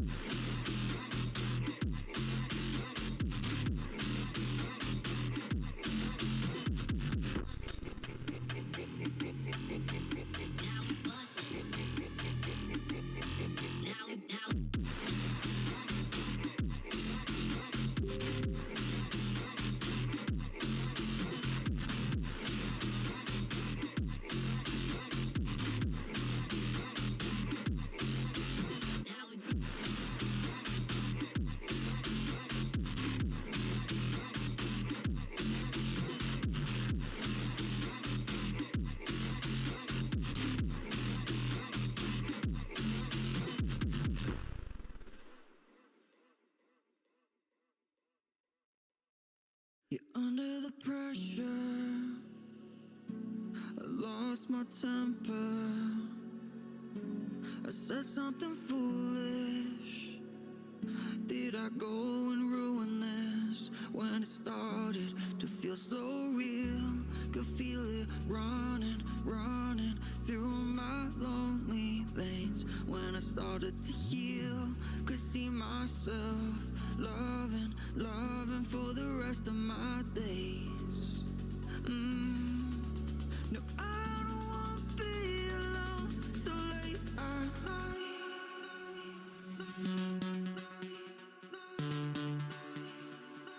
So late at night.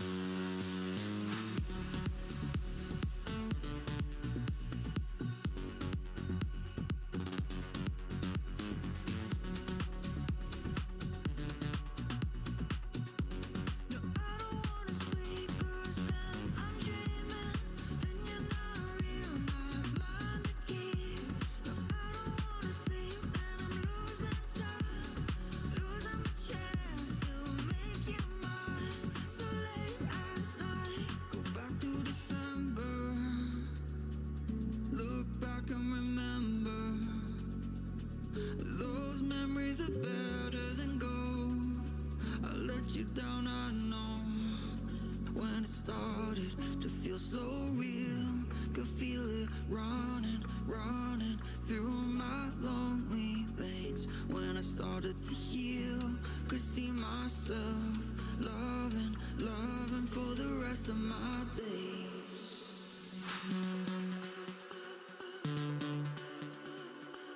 So late at night.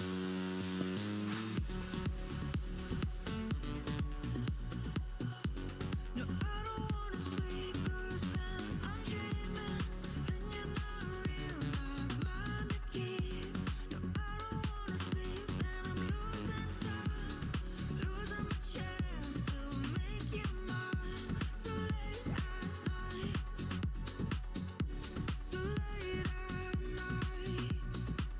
It's so late at night.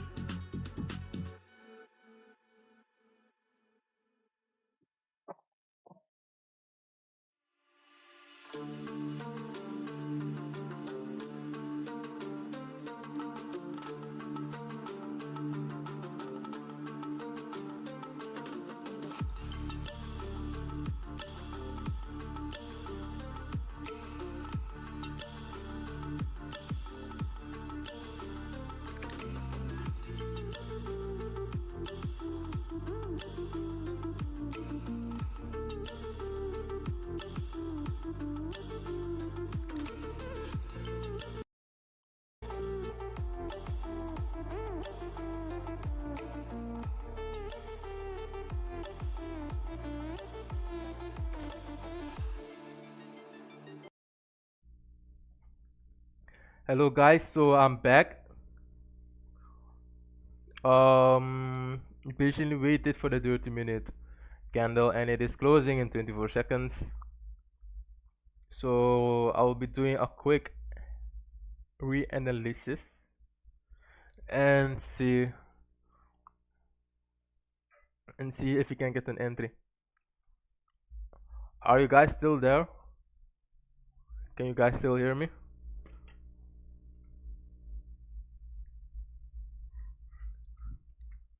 Please confirm that you guys are hearing me, so I will continue with the analysis. Okay, so everyone is hearing me. Okay, so I'm back again. So current goal is to look for an entry, and for this we'll be using our Fibonacci tool. We currently have two fair value gap. There's a fair value gap around here, and there's also a fair value gap around here.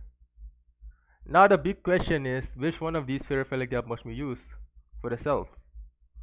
Price could either give us a reaction from the first fair value gap and then give us the sell down, or it could also reach into the top fair value gap and then give us the sell move onto the downside. So which one shall we use is the big question. What do you guys think? Do you guys think that we should be using the upper fair value gap or the bottom one? I am not a fundamental trader, so like when it comes to fundamental stuff, I usually have to feedback on it. but I purely follow price action. And if the fundamental is indeed going to affect price action, I'm going to see it on price action. Then I'll be making my decision based on that. Okay, so some people are saying they're going to be using the upper fair value gap. Some people are saying they're going to be using the bottom one. So let's make use of our Fibonacci tool to help us a little bit to help us decide which fair value gap we might get a reaction of. So let me mark them out. And then we'll be taking our Fibonacci tool. We take it from the top of the wick to the bottom of the wick. Let's see, where is our 50% level? Our 50% level is at the bottom fair value gap. So I'll still be using both because there is still a possibility that price might decide to reach the upper fair value gap.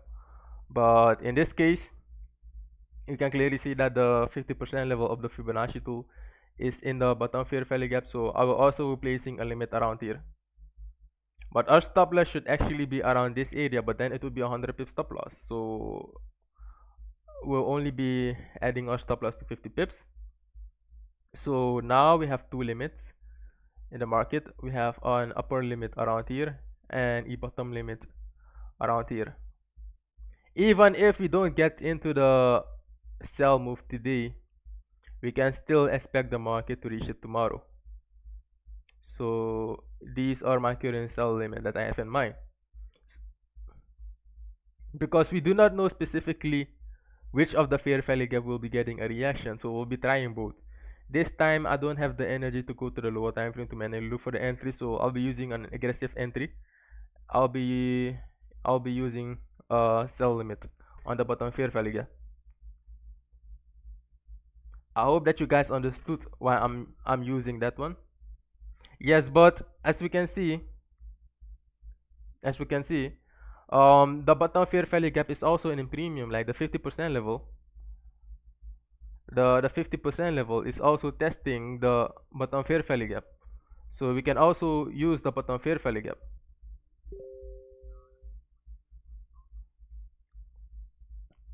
So we're going to be using the bottom fair value gap as well as the top fair value gap in this case. Okay, the market is, let me write the credential for you guys on the screen for the second sell limit. Let me find it fast and give you the stop loss.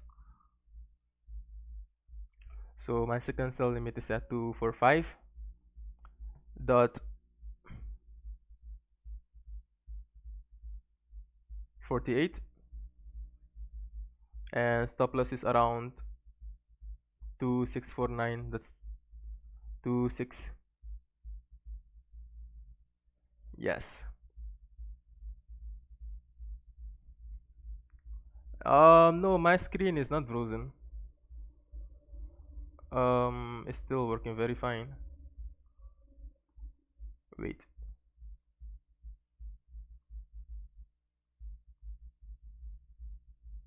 Wait, I'm not sure what the issue is. Let me figure it out very fast.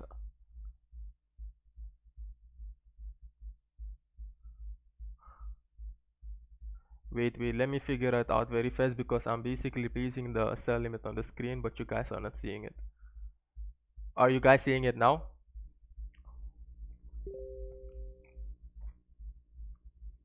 Yeah, so I'm using two sell limits to get into the sell. I might get in when I see that price is willing to move down, because if we had use of an aggressive entry, we would have been in the sell for a very long time. We won't be waiting to get into a sell now.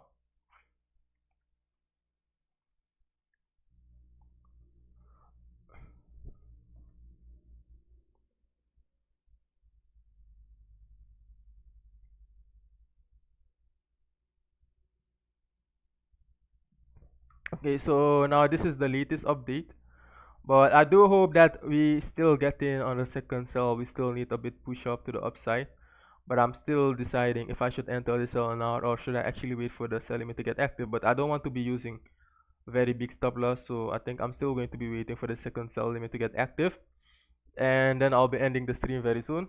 Don't forget to join my Telegram channel for further updates. Wait, maybe I should split my position and enter the sell. I'm still trying to decide.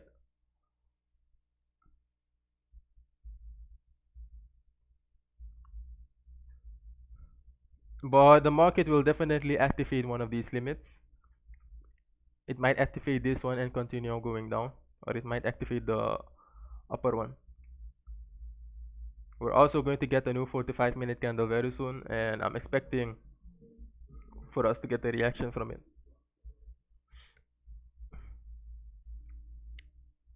So I'm at least expecting another candle to pop up and activate this limit for us to finally get in.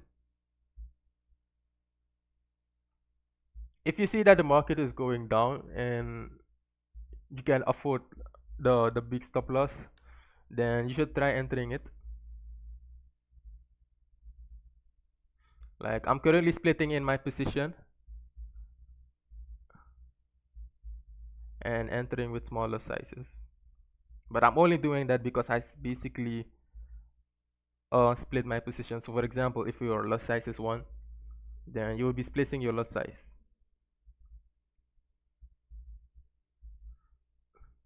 So personally, what I did do, I basically split my lot size. Like, my average lot size is 1, and I'm currently using 0.10 lot size to enter into the sell now. And I have some more tiny limits in this area because I want price to get into this area to get into the sell, but there's a possibility that you might not get that. So that is the reason why I enter into the sell now with a smaller lot size.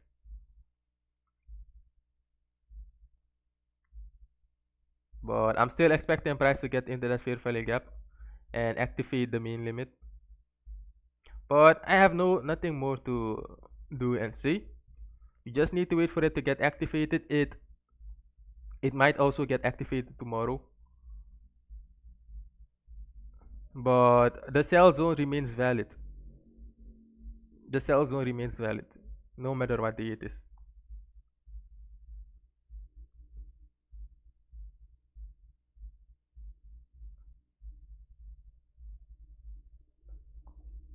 So like, I'm already in a sell with some small position, but I'm waiting for the big boy to get activated for more precision for the bigger lot. So I think I'll be ending the live stream. Don't forget to join my Telegram channel. I will be updating everything there, and we just need to wait for one of the limits to get activated. I'm already in the sell, but I want my main sell limit to get activated to get in with a bigger lot. Are you guys also in the sell with smaller sizes because we are waiting for the market to reach our main sell limit? What is your position?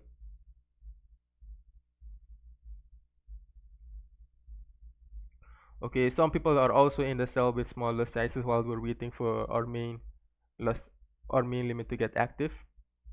And this was it for today.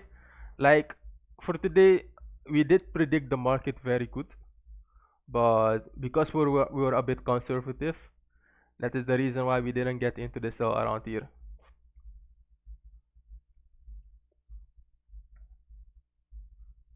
But there's still tomorrow. If it doesn't get activated today, it will definitely get activated tomorrow. We can definitely use this area as a point of interest for tomorrow for further sells. But I'm already in the sell with some smaller sizes, so I only did that to get rid of the FOMO and all of those things. So I will be ending the stream very soon,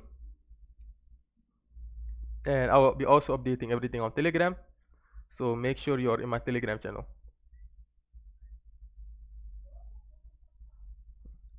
So thank you guys for being in the stream. I hope that the stream was very educational enough for you guys. I'll be seeing you guys tomorrow again and all the other days of December. Goodbye, everyone.